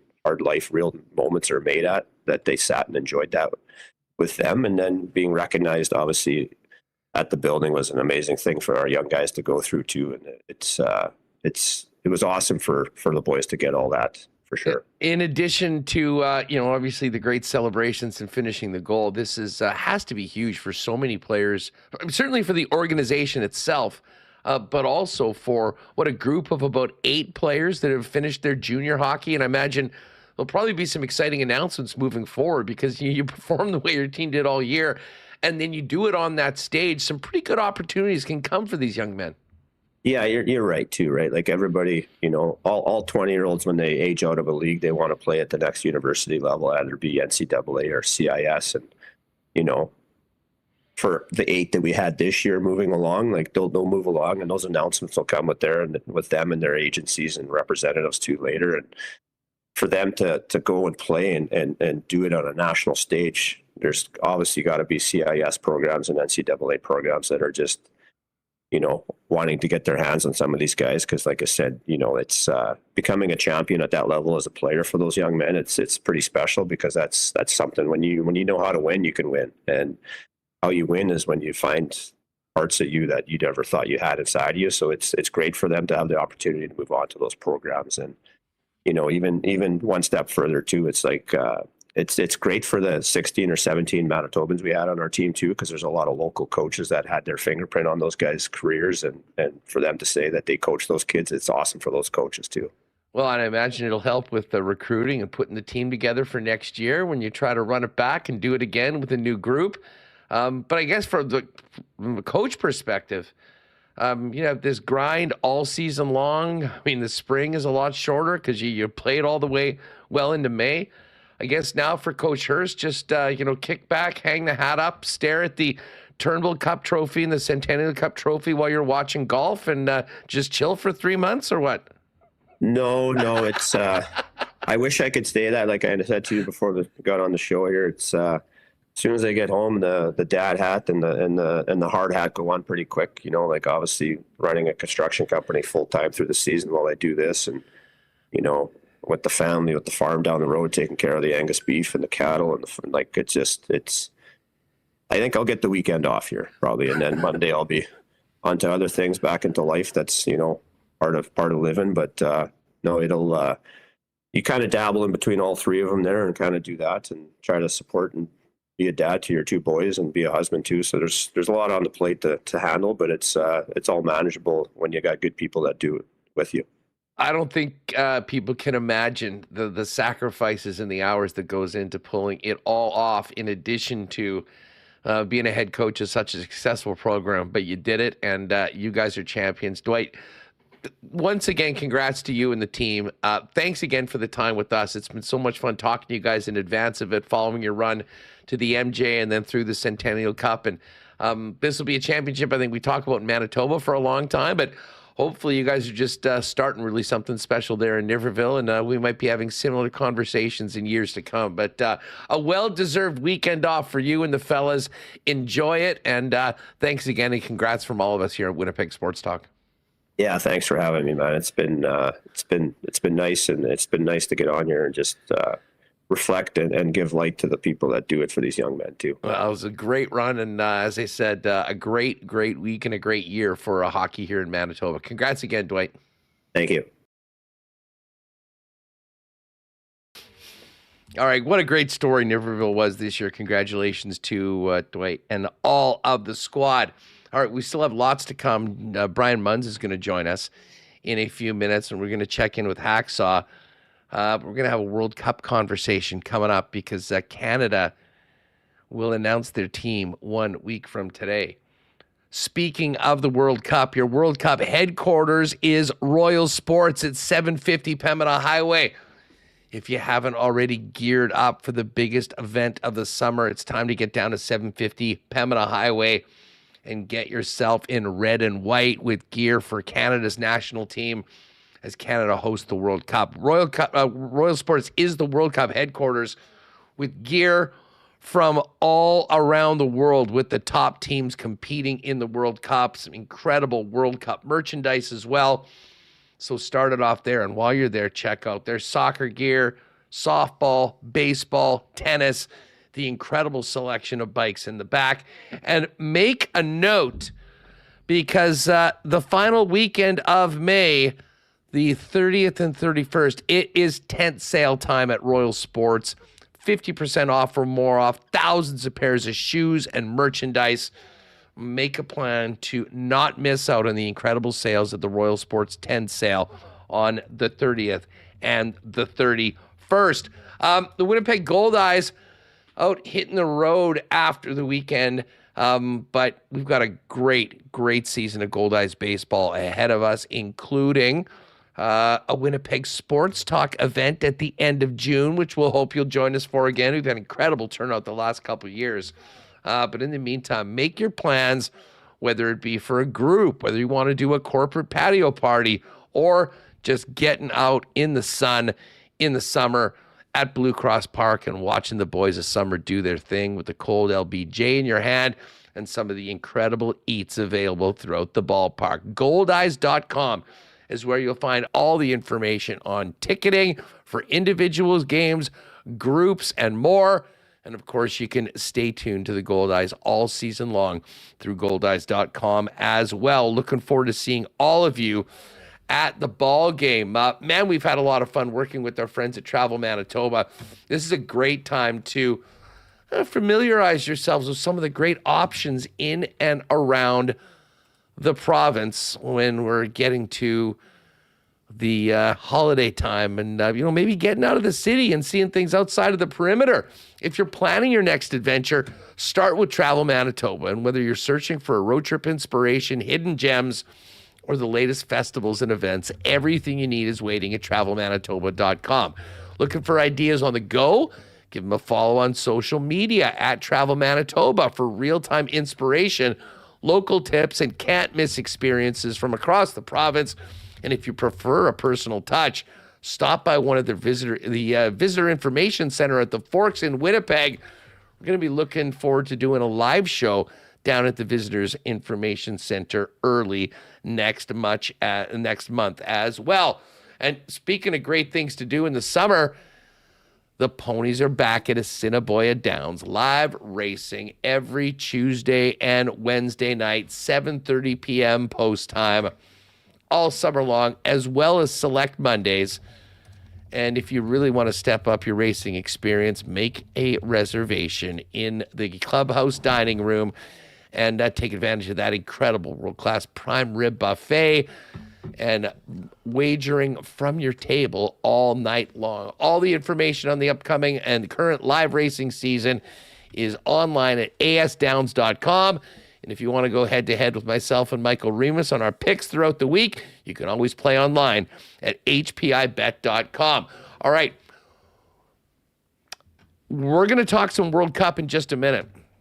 But, Remo, before we bring in Brendan Dunlop, we've got some Bomber news that just sort of broken this afternoon. The depth chart has been changed because another quarterback has found himself on the suspended list. Yesterday was Peyton Thorne, who left the club. Today, this one's a bit more of a surprise.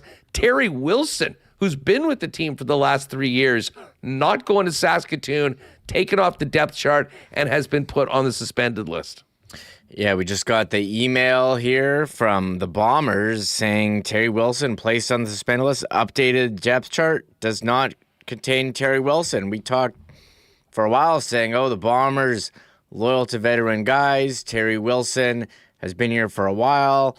He's earned this opportunity. But when a guy with the stature and arm like Taylor Elgersma comes in, I guess it drove Peyton Thorne. He said bye-bye. Yesterday, he got put on the suspended list, and now Terry Wilson. We don't know the story, what led to this, but we do know that he won't be on the roster for tomorrow's game.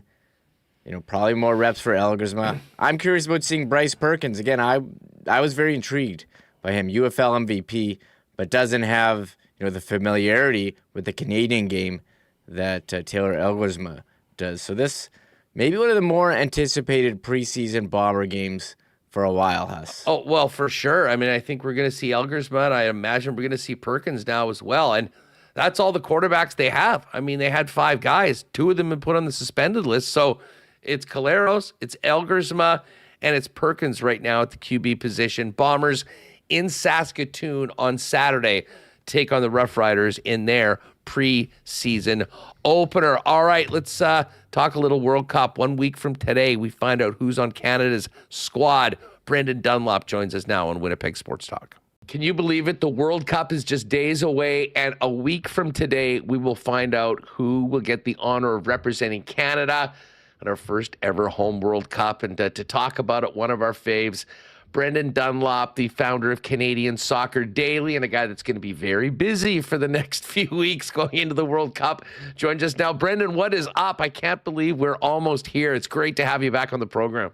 Hey, man, great to chat with you. And yeah, it feels surreal. It's hard to believe it was 3.5 years ago. We were in Qatar watching Canada play, and knowing that this moment was going to come, here it is now. And the team is so much better on paper, but we'll see what team Jesse Marsh is able to piece together and put together next week when that roster announcement comes out. And then we'll all be waiting with bated breath to see who's healthy and ready to start on June 12th against Bosnia.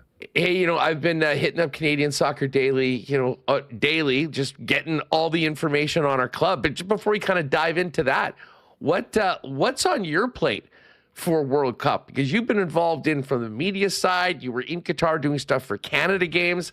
Where are you going to be settled for the big event next month? Yeah, I'll be in the stadiums. I got the big show. I've got New York, so I've got Brazil, Morocco as the opener. I think England, it's Panama. France and Senegal is a game, and then when Portugal are there to win the World Cup final, I'll get to call Cristiano Ronaldo's name over the loudspeaker at MetLife.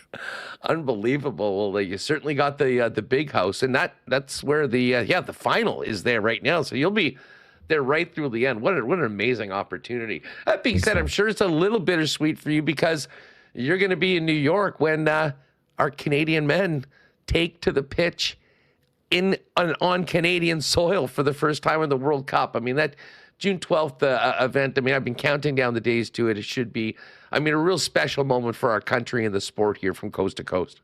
Yeah, of course, man. I'm so excited for anyone who got tickets and has been able to ensure that they've got a seat at that game. It's going to be a once in a lifetime moment for so many people, whether you're there or you're watching from home. It's definitely a moment that I could hardly have dreamed of as a kid, and thought the only way that Canada would be playing in a World Cup would be to host it, which seemed unrealistic and impossible. And now here they are as a team that absolutely would have qualified on their own without hosting, but will be able to share a truly incredible World Cup experience. And it's beautiful that it kicks off, with Canada in Toronto. I think there's some great games. I know a lot of people found it was like an underwhelming kind of fixture list in the way that the draw shaked out, but you got Croatia twice, you got Germany.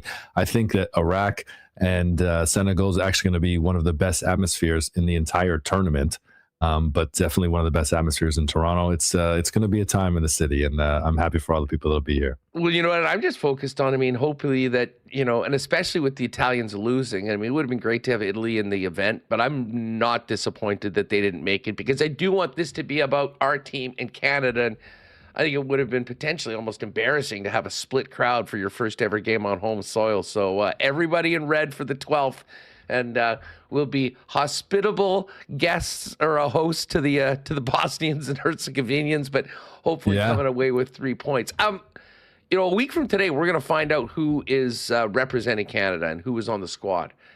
What are the big stories around the team heading into that date? And in particular, injury situations with Alphonso Davies at the top of that list, but also Promise David. There's a piece lately at Canadian Soccer Daily on his status.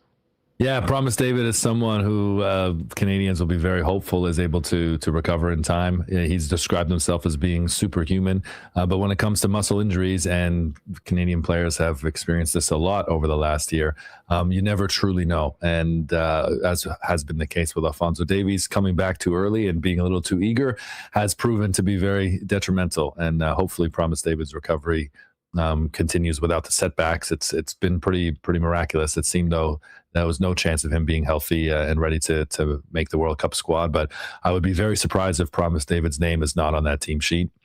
Alphonso Davies' name will definitely be on the roster, of course, and I do expect him to play in in Canada's group stage games. But I'm growing increasingly doubtful that Alphonso Davies will not captain Canada against Bosnia on June 12th, and may not play in that game at all.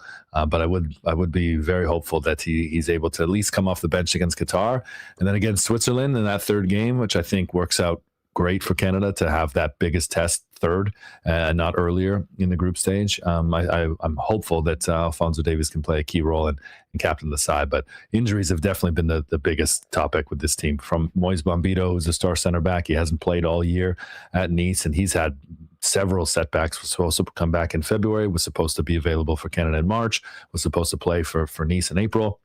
Hasn't played at all. That's a big concern. Jesse Marsch hasn't had his starting four for nearly a calendar year, I think, since June, and even there was a couple of pieces missing in June, so it's been over a calendar year. Alphonso Davies hasn't played for Canada since March of 2025.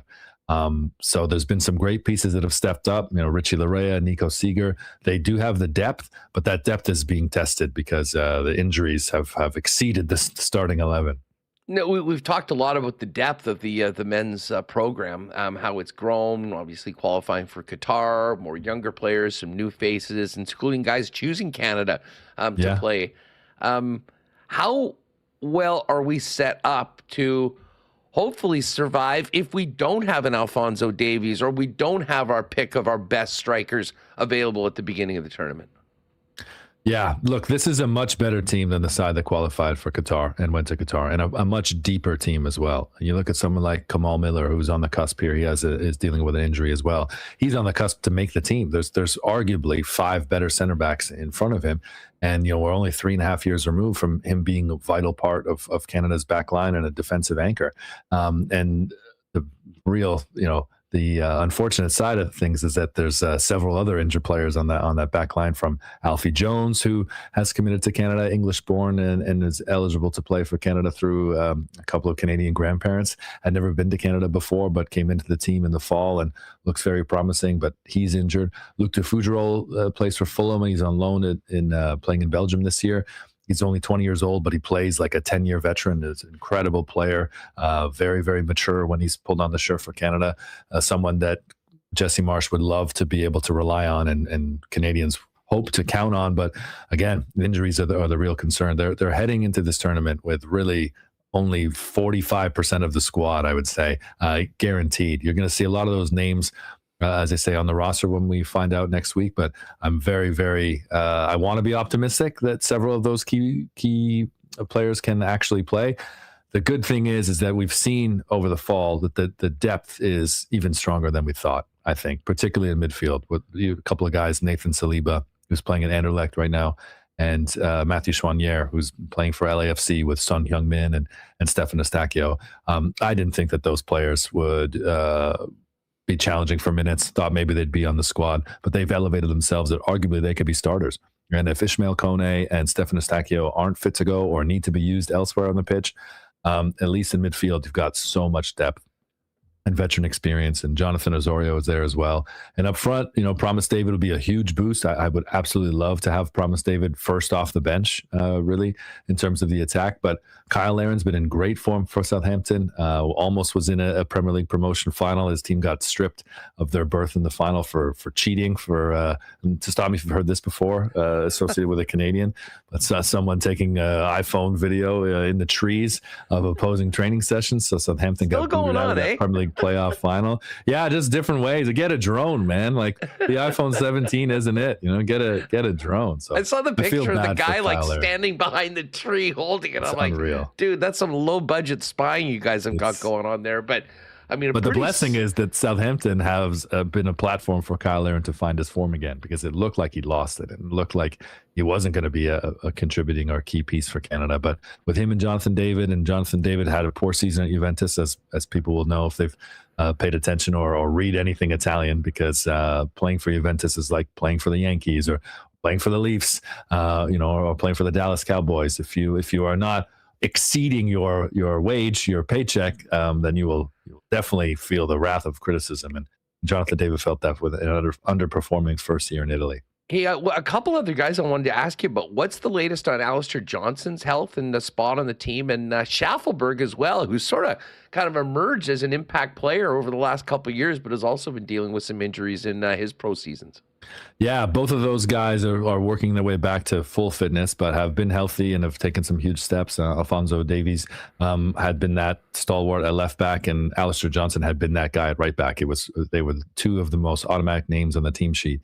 And for since September, Alistair Johnson wasn't there, but he's back for Celtic now. He seems to have recovered from his hamstring injury well enough that he played 90 minutes in their final game. Celtic's final game as they won the Scottish Premiership on the final day of the season in dramatic fashion. So he's roaring and ready to go, and is such an impact player. So there's a lot of hope that there won't be any more setbacks with Alistair Johnson. He is someone that seems fit now and able and ready to jump right into the team, but so many question marks about who will be next to him. It's 3 giant question marks as to who would stand next to Alistair Johnson when he starts at right back.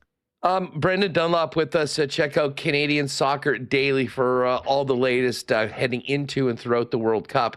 Our group: Canada, Bosnia-Herzegovina, not Italy, Qatar, and the Swiss. Handicap this one for us right now, Brendan. And from a Canadian perspective, what do they have to do? And what's the best case scenario for Canada in your mind heading into the first round? The best case scenario would be to open with a win against Bosnia. They have to get a win in this group. I think the expectation is for this team to advance. Half the best third place teams will advance to the round of 32, more than half. And Canada absolutely should expect to be one of those teams progressing. Starting with 3 points against Bosnia would be a huge advantage and take so much weight off of Canada heading into the game that on paper looks like the must win against Qatar. They are 2-time Asian champions. They're horrendous in qualifying. They've just changed managers.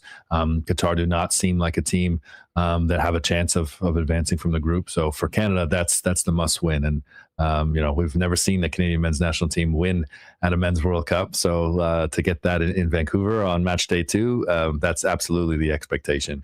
And then I do think that Canada can run with Switzerland. And as I mentioned earlier, the fact that that's the third game and not earlier in the group stage, I really think works to their advantage.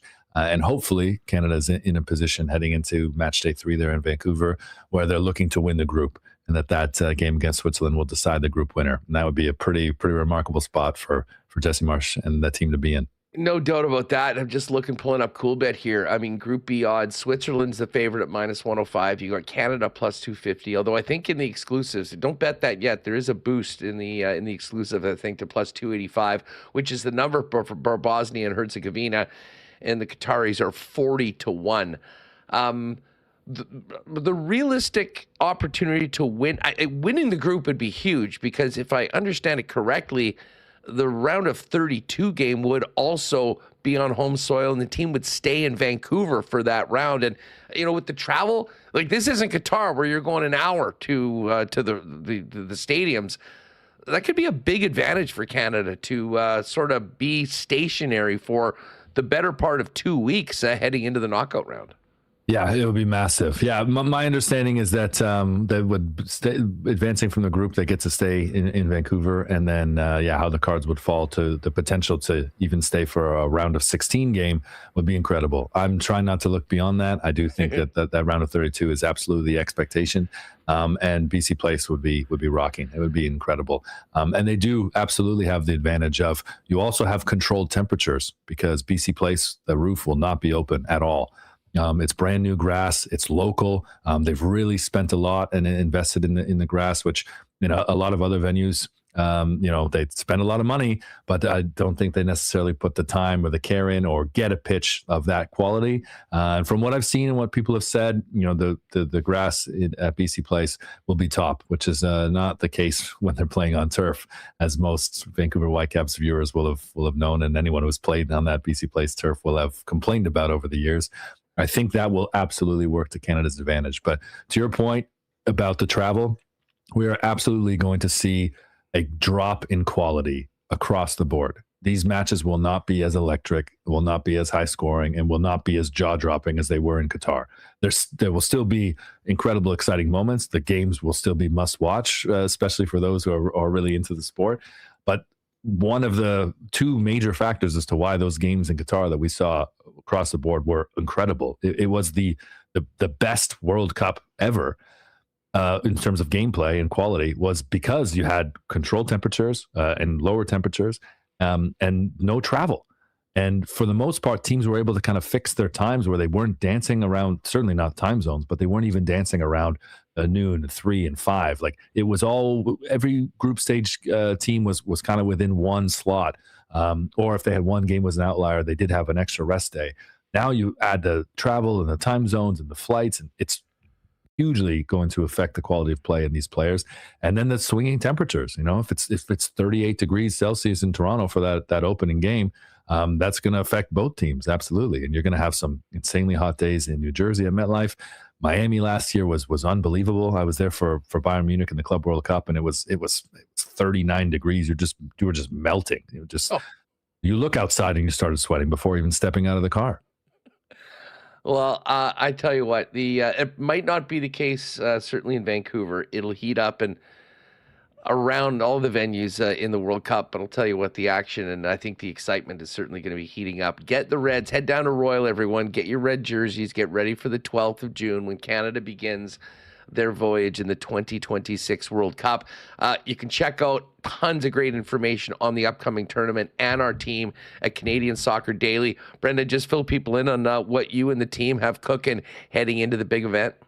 Yeah, it's exciting, man. This is what we've been building towards, since Qatar at Canadian Soccer Daily. So we've got everything covered from the Canadian national team to all of the teams in the countries that are playing in Vancouver and Toronto. We definitely want to be your one-stop shop and in-depth coverage spot where you're going to get a lot more than you might get at some other places. And certainly, we're able to shine a brighter light and cover a little more in-depth than some other spots. So I've been really happy with what we've been able to do with our team at Canadian Soccer Daily. Well, listen, it's a must-hit for soccer fans, especially ones that want to just catch up or find out more about our national team. There's so much there waiting for you. I definitely suggest you go check it out.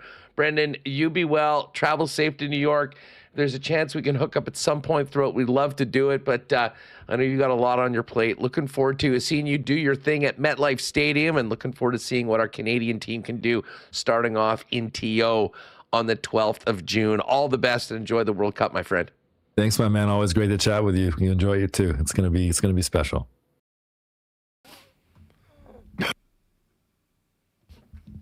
Cannot wait for the World Cup. And next Friday, I think 6 p.m. our time on TSN will be the rollout of the squad. We're going to hook up with Brian Muns. We will get marbles open in just a second.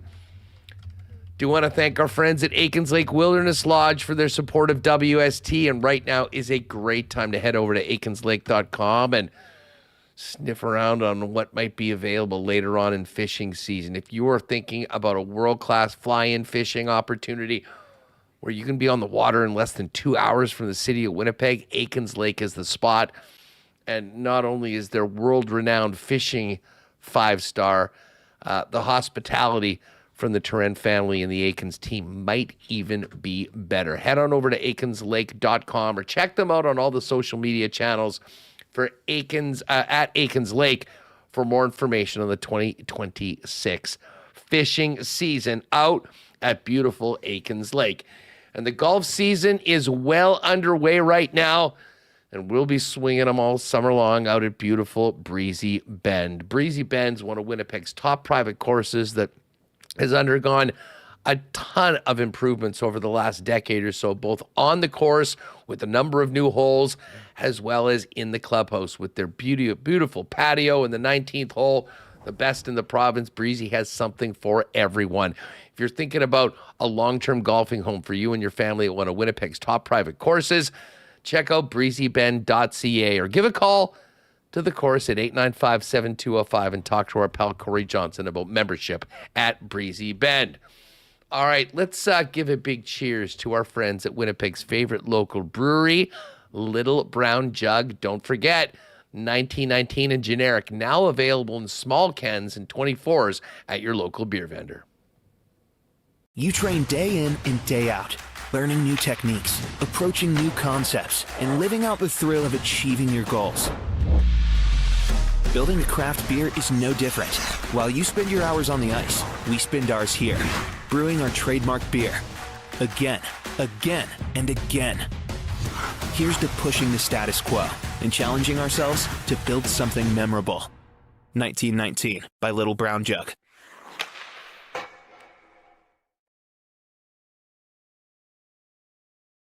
Munsey, what's going on? How are you? Mother Nature is finally giving us the green light, Hustler. Yeah, big time. Oh, and you know what? As bad wait. as it's been for the last little bit, and I know a lot of people have had a very slow start to the golf season. Lots going on with Golf Manitoba, and I tell you what, I know myself and many members of the media are looking forward to seeing you for a little outing on Monday to get the season going. Yeah, we're looking forward to it. Our third annual media day coming up at Pine Ridge. And, it's interesting with the Jets having missed the playoffs, and we're just on that window. Well, Blue Bomber training camp's underway, and obviously they've got the game in Saskatoon coming up this weekend against the Rough Riders, but we've got that perfect window right now between NHL and CFL here in the city that we are at capacity for media day. So it's something we haven't had in the last couple of years. We've usually gone up against the Jets playoffs, but unfortunately, that didn't work out this year. And as you mentioned right off the top here, Mother Nature hasn't been very kind to all of us that want to get out and play some golf. So we are pumped, and apparently it's going to be pretty hot on Monday too. So it's going to be great. How's your golf game, by the way? I need to know. Well, put it this way. Have you been out yet? I have not been out yet. I will swing them on the weekend to try to not be basically walking in blind, but I'm looking forward to a fun day of camaraderie and just reintroducing myself to the link. So I won't be threatening any course records. The big question, of course, and I felt bad. We had some fun with Ken and his fingernail injury, as we referred to it on the show. I had no idea that he was literally 4 to 6 weeks on the IR. And there's probably no one that is going crazier right now than Weber. And I said, spend the weekend in the hyperbaric chamber, Ken, and hopefully we will see you on Monday. But he's the one guy that's day to day. We'll see if he can make it. Well, I feel for his partner, Stacy, who's had him locked in the house here. I think that might be the biggest problem for this whole thing. I thought this time of the year we don't get specific about injuries. I thought it was just upper body. But it's funny. I think he's texted me every 2 or 3 days saying, I think I'm going to be good to go. Maybe not today. It's sore. So if he plays, I told him he would come out and just ride around. Maybe he can putt. He'll be our entertainment as always. He should come for sure. I can use some strategy. It'll be good. It'll be fun from Ken. We're looking forward to doing the media day, but we are already into championships for Golf Manitoba, and today out at Scotswood, we're getting into qualifying for next week's Manitoba match play. I got to shout out our friends Dr. Terry and the St. Vital Dental Center gang, going to our great supporters of Golf Manitoba and present this event. For me, this is actually one of the coolest ones of the year, Munsey, where you have golfers that come in, try to qualify, and then it is simply mano-a-mano, head-to-head, survive and advance. A really unique event on the Manitoba golf calendar. Well, it is, and it's a great way to kind of get the season underway, right? I'm like you. I love match play. I think it's so much fun. It's great to watch 3 or 4 rounds of competition that kind of builds all the way through over those days of play, but you're right. You could win a hole with an eagle. You could win a hole with a birdie or a par. Or you could win a hole with a triple bogey, depending how it's going against your opponents. So that's what's really neat about opening the calendar. So yeah, we're headed out to Scotswood Links in a few hours here this afternoon. We'll get ready to go, and then bright and early tomorrow morning at 7 a.m. We've got over 150 competitors that will tee off in the Match Play Championship qualifier, as you mentioned, for St. Vital Dental Center. And it's really cool because it is a full day of golf, and with the number of competitors that are there, wouldn't be surprised if we're going to need a playoff in one of our 4 brackets when their qualifying round is over to get it down to the exact number you need for each bracket. So it's going to be a lot of fun. It's a great way to reintroduce everybody to competitive golf and get 2026 underway, leading into the matches themselves, which will get underway on Thursday at Whispering Winds of War and Golf and Country Club just north of the city. Yeah, so good luck to everyone qualifying for the match play this week. And I know Dr. Terry and the gang at St. Vital Dental Center love being involved in this one. He'll be out for the finals, and we'll see who are the last golfers standing at the end of a competition over the course of the next sort of week and a half. You can go to Golf Manitoba or golfmb.ca for all the information on everything happening. But we really are right into this, Muncie. I mean, match play finishes, and then mid-June, you've got the under-15 championships, which is big for the young golfers. Our guy, WST legend, the Hammer, Christian Hammerback, trying to defend at the All Abilities Championship, which is coming up on the 13th, 14th, and the Women's City and District as well that same weekend. So a little bit of quiet time after the match play, and then right into really one of the busiest times on the golf calendar all year here in the province. Yeah, it's a lot of fun. And, we're able to combine all three of those events into the same 2 days. It's coming up, as you mentioned, 13th and 14th of June out at Winkler Centennial Golf Club. And, they've been so good for hosting kind of a number of qualifiers that we've had over the last couple of years. And everybody's just fallen in love with the golf course. They've said, hey, we want to do more than 18 holes out here. So we're able to take, a couple of days out there, and Colton and the crew have it in fantastic shape. So it's fun. And then you're right. We get into the Diamond Athletic men's mid-amateur qualifier, and then all of a sudden, it's hard to believe we're almost into that last week of May right now. We'll get through June, and then July, it's go time, and we're into summer finally here in Winnipeg and across the province. Hey, just quickly that, for people that are golfers, maybe have really gotten into it in the last couple games, but have not participated in a proper Golf Manitoba event. I mean, just quickly give people an idea. Like if they want to maybe try it out, see where they're at, whether it's the amateur, the mid-amateur, I mean, where do they go and what do they need to know as to how to, participate for the first time? Yeah, so as you alluded to, golfmb.ca, that's the website. We've got all the information you want. And I'll be honest, like Mitchell Clinton, the color analyst for the Jets, he's starting to play in some of our events. He's good. Yeah, he's better than you and I. But, I've talked to a lot of people about it. And really since COVID, you're right. The golf bug has hit so many people that they want to play more and more. And let's be honest, 10% of the field is actually there to win.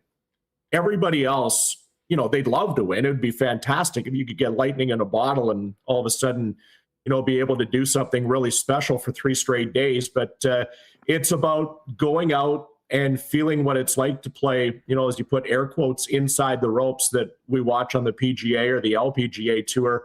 You got to make every putt. We've got the rules officials. You get introed on the opening tee from Breezy Bend Country Club, Andrew Paterson. Everybody applauds, and it's really cool. So it makes you feel like you're getting a little bit closer to a Manitoba Open or a PGA Championship maybe down the road. So it's fun. You do need a Golf Manitoba / Golf Canada membership, which you can get online as well at golfmb.ca. It's only $65 for the year.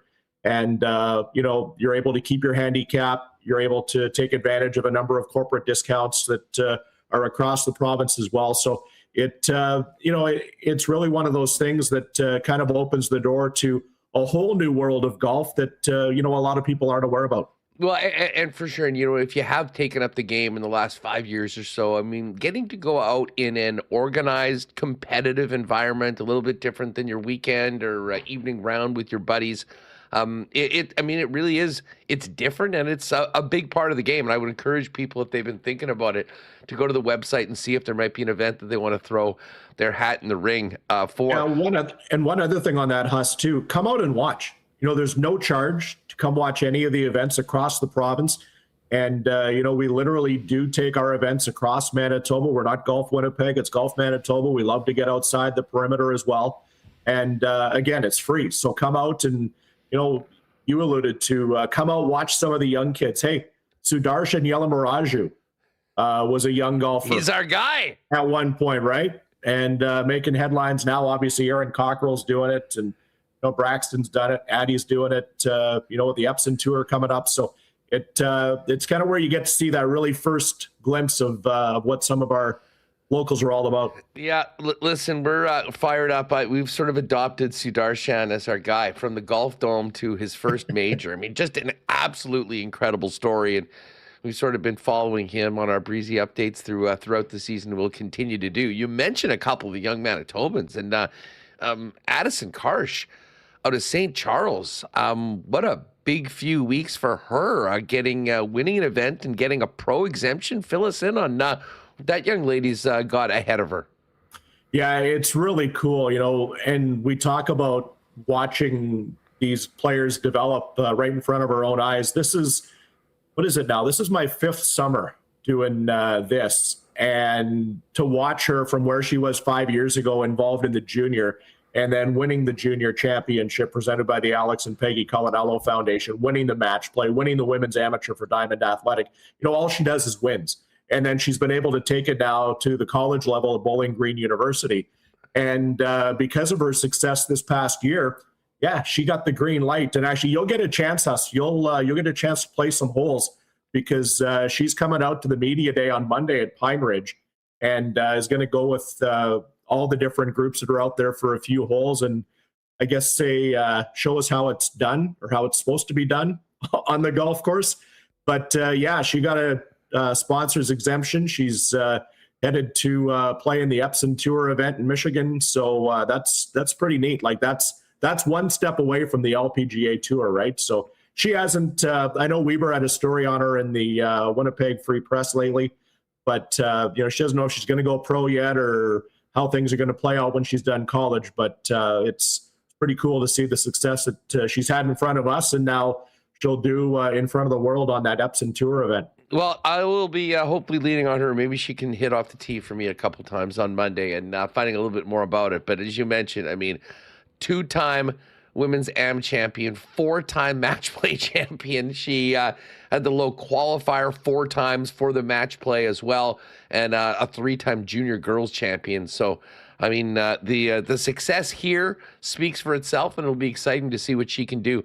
Getting that opportunity on the Epson Tour. One other pro that we're very familiar with, Breezy Bend's own Braxton Kuntz, and Brax right now is waiting for basically just a direction on where he needs to show up to swing on golf's longest day. He is 1 step away from playing in the U.S. Open. How cool is that?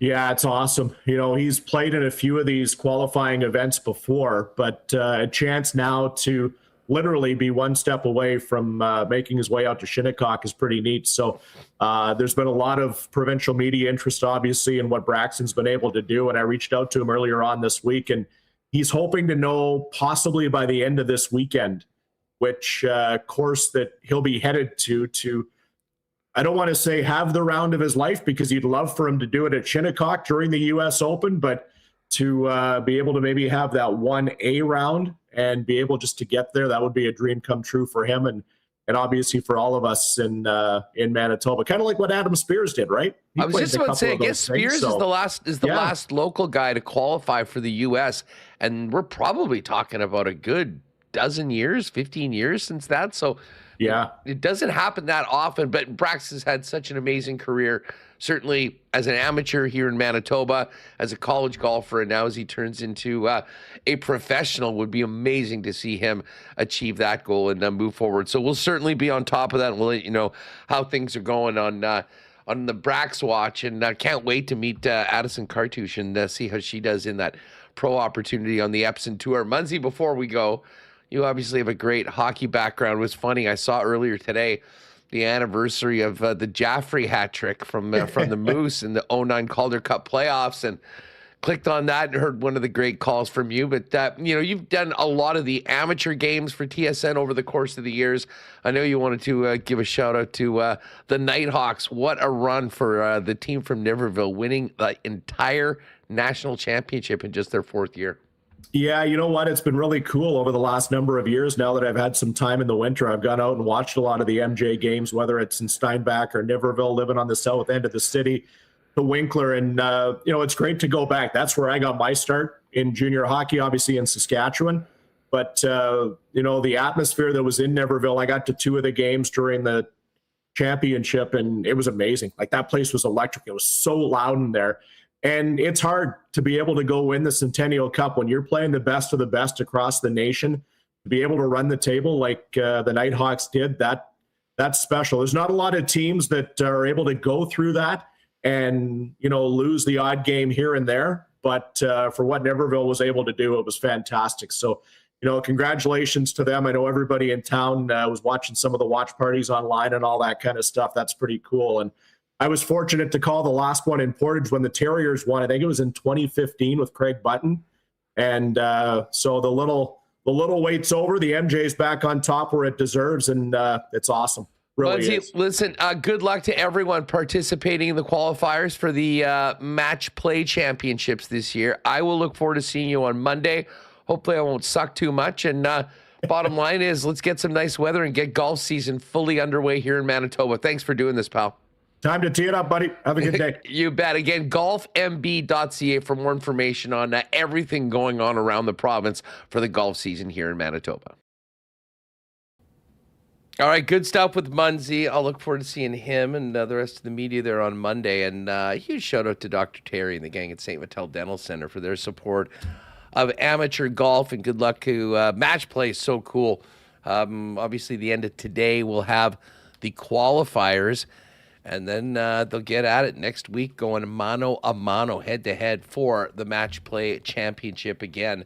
And speaking of Dr. Terry and St. Vital Dental Center, I'm sure they are all ready to go for the marble race, which will get going in just a couple of minutes. Remo, if you want to cut it off and get the list ready, you can prepare that while I move over to the Cool Bet lines. And I should mention to everyone, and I know Pat was on with us earlier, but if you did miss it, if you're playing at CoolBet, make sure you are in and opted in for the Vancouver Voyage contest. That will wrap at the end of next week, and they'll be announcing the winner that's going to be getting flights, hotels, and tickets out to Vancouver to see Canada versus Switzerland in Game 3 of the first round. Just another incredible world-class package from our friends over at CoolBet.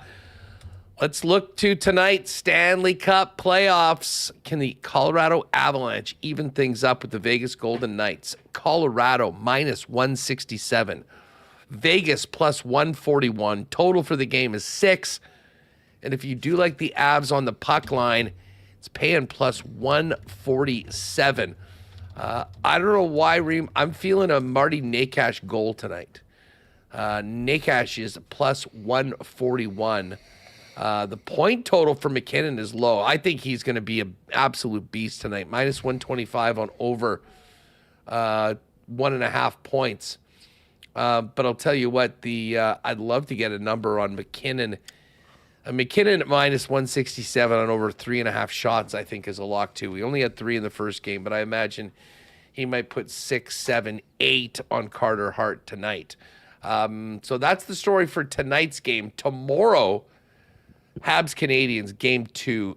Hurricanes need to tie this one up before the series shifts to Montreal. Canes minus 208 for tomorrow's game. Habs plus 175. And the Hurricanes on the puck line plus 137 to win by 2. Here's your up-to-date series prices on the matchups. Canes still a favorite, but not by much. Minus 125 for Carolina. Plus 103 for the Habs. And Vegas and Colorado. Colorado minus 120. Vegas plus 100. Even money right now on Vegas. So you can still get plus money on the Habs and Vegas with the 1-0 lead. Those numbers will probably change quite a bit after tomorrow's, depending on the results. And in case you're wondering what the Cup odds are right now, it's a lot closer after the first 2 games of the conference finals. Colorado plus 200. Carolina plus 230. Vegas plus 320. And the Habs plus 340. It's gotten a lot more interesting in the Stanley Cup playoffs through those. We will do a very quick power poll as well with the latest on the Conn Smythe, our weekly Conn Smythe update power poll for the guys over at Chud's Power Sports, coming up in just a couple of minutes. Moving over to the hard court tonight. If you're a basketball fan, you're not missing this one. Game 3 between the OKC Thunder and the San Antonio Spurs. Spurs were a 2-point favorite. Seems like there's money coming in on Wemby and the Spurs. -2.5 right now, and the money line's drifted to -133. OKC's got to win a game on the road. If you think tonight is that night, +113 for Shea and the fellas to regain home court advantage and be up 2-1. Knicks and Cavs, that series is 2-0, heading back to Cleveland. Cleveland 2.5-point favorites and a -135 favorite on the money line in tomorrow's game 3. I don't mind the Knicks just to keep on rolling, +115 for the New York Knicks. And up-to-date NBA futures right now, OKC is still -110. I got to tell you that Spurs number at +185 looks pretty tempting right now. Clearly, I think the Knicks are the team that's coming out of the East. Knicks are +375, and the Cavs are at 40-1. Other things you might want to peruse over at CoolBet for the weekend. We've got the Memorial Cup. Believe Dusty's going to be on the call for that. Game 1 is tonight. Kelowna Rockets, the hosts, and the Kitchener Rangers. You can check that one out on TSN. As I mentioned, Dustin Nielsen will have the call. Kelowna +145, Kitchener -204. Montreal F1 is on the weekend. And when I was looking at the F1 board, it seems like there's actually a bit of a change since yesterday. Kimi Antonelli is the favorite at +150. George Russell +185. Then Lando Norris and Oscar Piastri at 9-1. Max Verstappen 11-1. Lewis Hamilton and Charles Leclerc 12-1. Interesting seeing those three names further down on the odds board. So that's the F1 on the weekend. And for you wrestling fans, we do have World Wrestling Entertainment this weekend. Saturday night's main event. Sol Ruka, pretty big favorite over Becky Lynch. We got Paige and Brie Bella in action against the Irresistible Forces. Paige and Brie -200. Penta and Ethan Page, that should be fun. And then a 6-woman tag match. Rhea Ripley, Charlotte Flair -125, and the BFAB Mishin and Jade Cargill -110.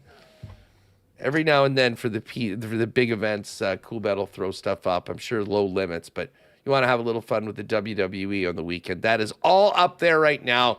Check the promotions as always. Make sure you've opted in. Some great bonuses out there. And again, the Vancouver Voyage. You got one more week to get your ballots in. You'll get one for every $25 wagered in the sports book, 50 in the casino. And it's a chip and a chair. Only need one ballot to win. We'll announce the winner at the end of next week. All right, Remo, just before we do the marbles, where are we at with our Conn Smythe power poll for the great people over at Chud's Power Sports in Gimli, corner of Highway 8 and 231? I feel like it's good to do a running power poll throughout the playoffs, which we've done here. Shout out to Chuds. We'll just do 5, 4, 3, 2, 1. This is who I've got here, Huss. Coming in at number 5, Jack Eichel, second in the NHL in points with 16. I felt like he just edged out Nick Suzuki for me. Number 4, Frederick Anderson. He's bumped down. He's been at the top of the power poll. Stock dropping. Round 3, Freddie's back. He's still on the list, but for how much longer? He's leading all goalies in goals against average still, but I'd pick someone from Carolina, or maybe I don't have to. I guess I had to. And yes, Frederick Anderson, still my pick. It was one game. Still a chance for him. Number 3, Nathan McKinnon. They lost the first game, so I bumped him down 14 points. He's the guy, and if they're going to win the cup, I imagine he will be the Conn Smythe winner. It's not going to be Cale Makar with the time that he's missing right now. Will not be Cale Makar. Number 2, Jakub Dobish, 2 Game 7 wins on the road. He's been absolutely incredible. they have the 1-0 lead. I imagine if Montreal wins, it could be him. Although Suzuki's tied with Eichel in points. Or Lane Hutson's, like if he has an amazing last 2 series. What about Alex Newhook? Yeah, what about Alex Newhook? Is there any angry Newfies in the chat that we don't have Alex Newhook? I think I know who number 1 is. The Leaf fans are going to love this. Mitchell Marner? Mitchy for Mitchy, as they say. Gonna win the cup, take it to Muskoka, parade it around Toronto, every Leaf fan's worst nightmare. And we talked about Ehlers on the show last week, having a tough time watching the playoffs because of his success in Carolina. And one guy tweeted at me, "Is it only Winnipeg that talks about former players?" And I want to go back and respond. We're really to this bad guy. about it. I mean, Jet fans, frankly, are the worst. I mean, there's some people that have a legitimate mental illness. Still going crazy about guys that aren't around. But my God, Leaf fans. And even like Jake will come on and say, you know what, I'm not paying attention. It's not about Marner or whatever. It always comes back to that. And I got to tell you, if they win the cup, never mind the Conn Smythe, Mitch Marner's day with the cup in Toronto or at the lake, wherever he's at, will be one of put it this way, they'll be the most media interest in the Mitch Marner day with the cup than maybe any player in recent NHL history. And I'm here for it. What can I tell you? It is incredible. And yes, Mitch Marner winning the cup, followed by the summer Austin Matthews trade. It's been a great 12 months for Leaf fans, as you like to joke. But I think it's every fan base. I mean, you don't think Edmonton fans were up in arms when Brett Kulak scored the OT series winner? I want to refer to him as King Kulak the other day on the Lock Shop. It's just that's the worst because, I mean, it's just been. I mean, you think about the way that guy left the team, a throw-in with a second-round pick and a starting goalie without term to bring in Tristan Jarry. I mean, one of the worst trades in the last 20 years in the National Hockey League. I don't think there's any question about it. I know Kulak struggled to start the season, but you watched how he played in the playoffs, and you're like, wow, Edmonton could really use a guy like Brett Kulak. And then you're like, wait, they just had him. Why did they give him away? What are they doing? Anyways, that's our power poll. Yeah, so let me get these marbles. Yeah, let's do this. The Derminator, the Chud staff approves of this poll. Get out and see the gang out in Gimli. Check out chudspowersports.com and get some ideas working. So go talk to Derminator. He'll take good care of you. WSTers very, very pleased with the deals they get down at Chud's Power Sports. All right, it's marbles time. Cannot get into the weekend without doing a little marble race. Remis is getting the track set up right now, but we can't start it out without listening to a little Tristan Rivers music. So let's hit the theme song for the marble race and get on with the weekend on WST.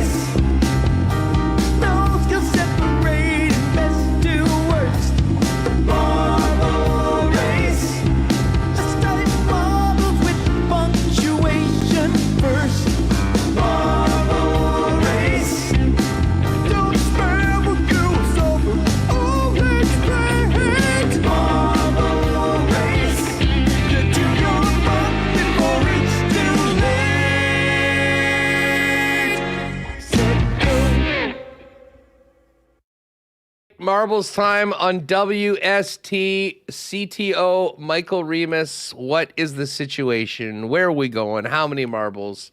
And please put me in all caps. Thank you very much. I put you in all caps at Hustlerama. Oh, it's not loading. For some reason, it's not loading the maps. Hold on, I might have to audible. Oh, here we go. I had a really good map picked. It was Pokemon themed map. I've never seen that. I don't know if that's licensed. I'm sure if Nintendo knew about this, they would probably sue. But I don't care. We're just playing the game. We didn't make the track. I didn't make the track. It's called Blasting of Trouble. Blasting of Trouble. 180 marbles, including all caps, Hustler. Let me just make sure. And we did get a super chat, by the way, Huss, from Big Maple MMA. Oh, yes. There we are. Big Maple MMA. Shut up, Big Maple. No UFC this weekend. So how about a Dodgers White Sox run line parlay plus 522? Need to get bail money for Edwin Diaz. If you know, you know. Yes. No cockfighting. No cockfighting, please. Diaz with the Dodgers getting a little bit of heat for that. I'll ride with you. Let's go. Dodgers, White Sox tonight, run line. Big game yesterday for the Jays, actually. Squeezed out a split in the Bronx after losing their first two. I should quickly, just while Remis gets that ready, see where are we at with the Jays for tonight. Opening up a series against the Pittsburgh Pirates. Gosman on the hill tonight. Bubba Chandler. Let's go Jays run line 2 on that one. Plus 127. Let's do it. All right. Here we are. This looks like it's the Blasting of Trouble. It looks like it's Pokemon themed. A wild new one. Everyone's in. Good luck to all of you. Here's to a great weekend. Let's drop them on WST. Okay. And I just want to give you a heads up, Huss. The finish, a bit non-traditional. It's like a cup, and whoever hits the bottom first gets it. It's a good track, though. Excellent. Well, I mean, we're always here for new and wild tracks. This one a little bit different. We've got a new designer, and Rob Robinson, Key, and Ron P. What's up, Ron? Ron's ready for another year of quenching the thirst of Winnipeg Blue Bomber fans at Princess Auto Stadium. Ron on one side, Earl James on the other, and it's Ishi 13, looking pretty good right now as well as we come down. This is a wild one. Now we're all going into a big, looks like a massive funnel here. Or no, this is one of the ones where you go around the corner. There's Daryl M, Andy Johnson, Johnny Wink City Bender. There's Earl James and Donnie Boy. S2 Norm G just took kind of an interesting route in there. And huge transition by S2 Norm G. He's right in the mix. Earl James is there as well. Earl has retaken the lead. And now we go into the massive orb. Donnie Boy, S2. VR Montenegro is in the mix as well. Could this be the elusive victory that Edmonton Sports Talk has been looking for? Right now, though, it's Earl who's first out of the orb and going down. Now, this is new, uncharted territory for us. Ooh, Donnie Boy and Sean Clark just got popped. VR Montenegro and Earl James on one side, S2 Norm on the other. 22 Canuck just got top roped. Could this be S2 Norm G? Saskatoon hosting the Bombers and Riders this week. Is Norm going to be the winner? You got to get down to the bottom of this cup. Oh. There are levels to this thing, though. Look to see. Larry TSG is here right now. There are so many guys. Who got it? Coach. Coachization beat out S2 Norm G. That was crazy. Norm couldn't quite touch the bottom there. Could not find the that little bit at the bottom. Well, we knew this was a big one. Wild top 10. But coachization? Coachization, yes. Attaboy. Coachization. Coachization. Our winner today on WST. A heartbreaker for Norm in Saskatoon.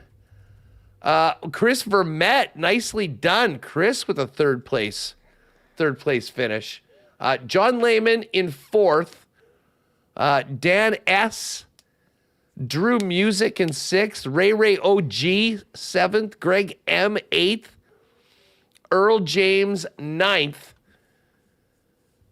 As we finish out the top 10, but Coachization 119, a new winner on WST. Way to go, Coach. Rounding out the top 10 was Game for the Win. We'll roll down and tell you where everybody else finished. Let's see, there's Jen Cool, VR Montenegro, a Cruiser, Tyson D. What's up, Tice? Let's see, holy smoly. There's Winnipeg Puck, everyone in the chat. Duck Dad, Father Mallard himself. Still can't get over how bad he worked me in that last poker game. Waiters, there's Mary Jane and Candace. Pretty and Pionk and the Yak Man. T. Will, 84th. Not too bad, T. Will. There's Jet Oil Tom, Tristan Rivers himself. Royal Sports Greg. What's up, Greg? Todd Fertani. WST Maddie Schnitzy in there as well. THP Power. Oh, I don't think I made it. This week. You got top rope near the end. I got smoked at the end. So did Derminator, No Frills Demo, Dr. Terry. Tough one for us. Russ Lowen, Peg City Scott, Spency 5 Sensi, Hustler, right at the end. I was one of the first ones actually taken out. Not too good. Ran into Spency last weekend, Remo. Spency 5 Sensi or Spency? No, Spency 5 Sensi is the EST Spency, our Spency. Good to see him. He was attacking some wings at a local establishment known for its wings. Fun week. It's kind of weird. It doesn't feel like it's Friday already, but it is, courtesy of last week's long weekend. But it's go time tonight. We got the Vegas Golden Knights and Colorado Avalanche. This Spurs OKC game is going to be really fun. I'm looking forward to that. Tomorrow, Game 2, Habs Canadiens. Then we'll get in the thick of it next week. And, of course, we got Blue Bomber football available only on CFL Plus, gang. So you're going to want to try and get on the computer to check that out. And as you mentioned, Remis, let's all say a little prayer that the league has their act together and these games are actually broadcast as intended. And then you guys will have a great week. I'll try and check in at some point. I'll send you my picks for the track. But a couple things. Go to winnipegsportstalk.com/contest. You can still enter in for the final horse race on Wednesday to join us on June 3rd at the Downs. And we do have 4 Blue Bomber tickets, courtesy of Manitoba Battery, that we'll be giving away on Wednesday as well. So get your entries in if you want a pair of tickets, courtesy of Manitoba Battery, powering the Winnipeg Blue Bombers this year. We'll do that on Wednesday. What's up for the weekend for you, Reem? Yeah, well, first of all, also shout out Sea Bears tonight hosting the Niagara River Lions as they try to bounce back. And Rianne Marcoux named team president today, effective. Big congrats to Rianne. She was so great to work with all those years with the Winnipeg Blue Bombers, and now is the boss of the Bears. So hopefully Sea Bears can go to 3-1 on the season and 2-0 at home with that win tomorrow. Or win tonight. Yeah, tonight it's my dad's birthday, so we got a nice dinner. So shout out to my dad and happy birthday, Papa Remo. There we go. And I don't know. I don't think I have any. I'll probably watch the hockey. And I don't know. Maybe a trip to Costco is in store for me. Maybe clean out my house a little more. It's spring cleaning. And get outside for bike ride. I got the bike ready to go. I'm excited now. It's finally spring. What do here. we got here for tomorrow? 17 and a few showers. But boom. Sunday, 27 and sunny. Oh my God. Have you seen the forecast, how it's changed? 32 on Tuesday. Monday, sunny and 30. Tuesday, sunny, 34. Wednesday, 36. Thursday, 36. Yeah, it's going to be a hot one. That's We've great. gone from the basically freezing to some of the hottest days of the year. Hey, I'll tell you what, it'll warm things up real quick around here, and I imagine things will be getting green. I'm going to be out with my brother and a couple friends at Aikens Lake next week from Tuesday to Friday. So Connor and Remo will do a great job, as always, holding it down. Those giveaways, though, Wednesday, so make sure to get your entries in at winnipegsports.com/contest over the weekend or kind of by Monday or so. And then hopefully you win. And then, of course, we'll be back the following week to kick things off with June and dive into the World Cup. We'll be doing a fun promo with Boston Pizza with some daily giveaways in advance of the World Cup beginning on the 1st of June. But that is going to do it for us. We'll hook up with Hacksaw. We got crazy this show. We had so much going on. Hacksaw's going to join us next week, as usual. But thanks and congratulations again to Dwight Hurst. Great to have Brendan Dunlop on. Munsey, of course, Ken Weeb, Michael Remis, and Connor Rabchak. Connor and Liz will have WST Sunday live on Sunday at 9 a.m. Don't miss that. And then join the boys for a big week as the conference finals continue, as does Winnipeg Blue Bomber training camp. Huge thanks to all of our sponsors that make Winnipeg Sports Talk happen each and every day, and all of you for making us a part of yours. Have an awesome weekend, and join us Monday right here, live at 1 on YouTube on Winnipeg Sports Talk. Oh my God! Oh! Shut it down! Let's go home! Thanks for tuning in to Winnipeg Sports Talk Daily. Make sure to subscribe on YouTube and your favorite podcast feed at winnipegsportstalk.com.